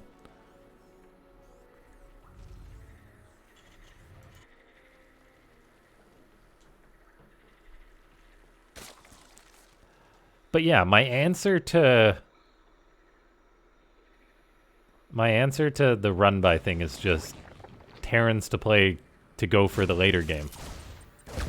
Okay. So instead of moving out, Well, you just kind of hang out by your third? 'Cause yeah, that's not- move out, I mean, go for drops maybe, like move out a minute later so you do, or 30 seconds later just for a poke or something, and try and kill Shin that way. Play the game later. Maybe Terrans don't want to do that at the minute. I don't know, but like it's like clockwork every time Shin gets a run by off. And then the Terrans are pressured to try and get the kill, which rarely works. So that's what I want. I want Gumiho to maybe move out and push a little bit, but make sure he's defending that third as the priority. Hey, I'd love to see it. I'm with you on this. I really like to see it too. But both Kier and Gumiho have seemed utterly helpless against the Ling counterattack run by. So Yeah. Which is weird. It's so weird this is happening. Shin's superpower is Ling run-bys. Like, everyone has their own superpower, right? I guess some players have a superpower, some don't. But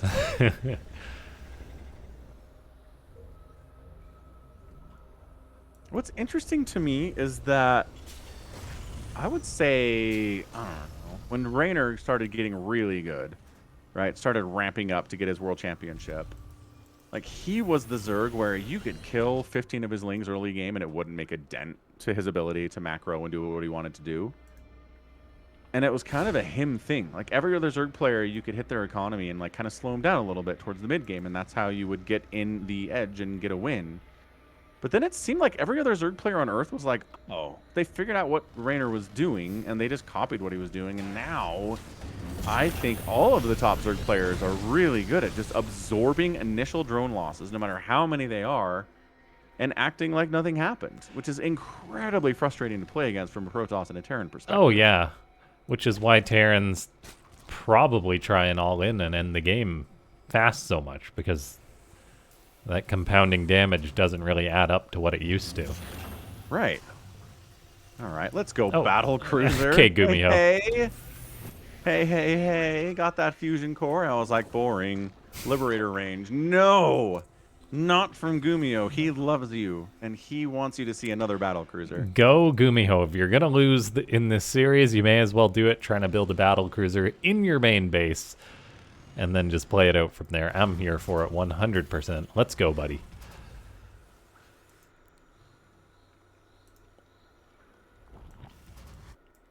Third base is landed too. That's always nice. But maybe don't teleport it into 5 queens this time. That's what we did Yeah. last time, and it wasn't great. Spire on the way for Shin. Yeah, oh gosh. He just has corruptors on the battle Shin cruiser must show know up. this is a battle cruiser. I mean, he does now. He hears the click. Oh, he's gonna get an Yep. overlord to start out. All right, he did get one last time too. Nope, he decided. Nope, he's like, do I want to fight an overlord or fight queens? Overlords don't shoot back. Gets the supply block, which is actually quite nice. That's a 18-second supply block on Shin. Right, that's way more effective than taking out like 5 drones. Yeah, I mean, here's the thing. You can handle 1 battle cruiser, or 2 battle cruiser maybe with queens. Beyond that, you really do need corruptors. But at this point, it's not more battle cruisers. So I don't think the Spire is necessary. I mean, Shin making corruptors here would honestly be a mistake. So I'm not sure what he's planning on doing with it. Yeah, maybe he'll just go into mutas. Or anyway, he fires up a bunch of roaches. Gumiho is playing something that he hasn't played all day, which is opening with the battle cruiser, then going into bio, which isn't exactly an easy thing to do as Terran, but it can be very powerful, as he's just got a regular bio game behind this, but the Zerg's thinking about battle cruisers, and yeah, now Gumiho is moving out across the map with lots of Marines, potentially looking for a quick pickup with just a bit of a stim jump, and we'll see if he can get anything. I'd love to see the battle cruiser fight with this attack. Yeah, and it's kind of pulling Shin's attention away. Like, the queens are not focused on the front. Now there's Hellbats and stimmed bio moving forward, but man, that's a lot of roaches, so Shin is totally fine. We're all worried. Like, oh no, the queens are out of position. It's like, oh, I just have 15 roaches, no big deal. It's fine. Yeah. Why are you worried about me? Save your energy for somebody else. A run-by gets intercepted, which is a good start. That's what you're here for. More of that. Hive getting fired up here at 750. But yeah, just too many battle cruisers are used as harassment units. I just feel like putting them with your army, attacking with the Marines and the Hellbats and stuff. Yeah, because I mean, it's like a Banshee, a big, slow Banshee. Right. The Zerg has to think about it. They can't just ignore it. And the anti-air, like the queens of the anti-air, but they also want to hit against those Hellbats. This BC may die. Teleport. Again, using the battle cruiser as a harassment unit is just not. I really don't think it's how it should be used. Heaven forbid I criticize Gumiho's use of his battle cruisers, but I think it's picked off. appropriate. I'm being backed up by LaughNgamez. Let's go. When he's down 3-1 in the series, there's got to be He's open to something that's critique. going wrong. Yeah.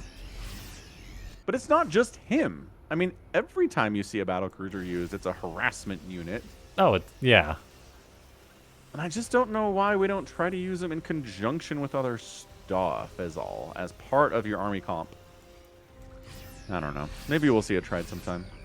Yeah, anyway, the BC is moving out once again to be a bit of a nuisance. There is a decent chunk of bio back at home to defend for Gumiho, which is exactly what he needs to do. Runs the SCVs immediately. Now he's got the push going on, but since he's not losing all his workers to this run by, he can take his time with the push. And then he goes home. Yeah. Maybe now he's going to play it out. Massing siege tanks. Getting another Lurker command center on the way. then. 9 lurkers get fired up. Again, I'm not a Yes. huge fan of lurkers in this matchup, but what Shin's been doing today, I'm going to allow it. Yeah, Shin has been pretty on the money for most of today. I really do love how Gumiho is building not 1, but 2 command centers, so if he loses one, he'll have a spare. The tanks are going to be really nice to help zone Shin's army out if Gumiho plays this more defensive. And it seems that's exactly what he's doing, which I'm 100% here for. It hasn't Yeah, he's worked. got 84 workers. He's looking good. Yeah, like, the alternative hasn't worked, so I'm glad he's Right. playing it more passive. Sniping out some creep tumors, not getting too deep on creep there, just a little harassment unit. Wait. That's double Nidus? It is. I haven't seen double Nidus in a long time. Did Shin forget Baneling speed this game? He did. Sure did. He probably knows now, except he's not starting it up, so... I'm not using Banelings, don't worry about it. Yeah, Gumiho. Hydras and lurkers. He's starting the Olympic rings with 4 sensor towers up, getting up that 5th base, building more command centers, which is really good to see. This is what the top Terrans do. Also, the sensor towers, let's see, smaller radius, they are cheaper, and they can be salvaged now, right? Am I right on those 3 They points, can I be think? salvaged. And I think the radius, their detection radius is lower. Oh too. yeah, the radius was quite a big nerf to them Yeah. because, like, I mean, I don't know if it was a radius or a diameter nerf, but it's pizza math. Like, medium's so much Right. smaller than a large. Right.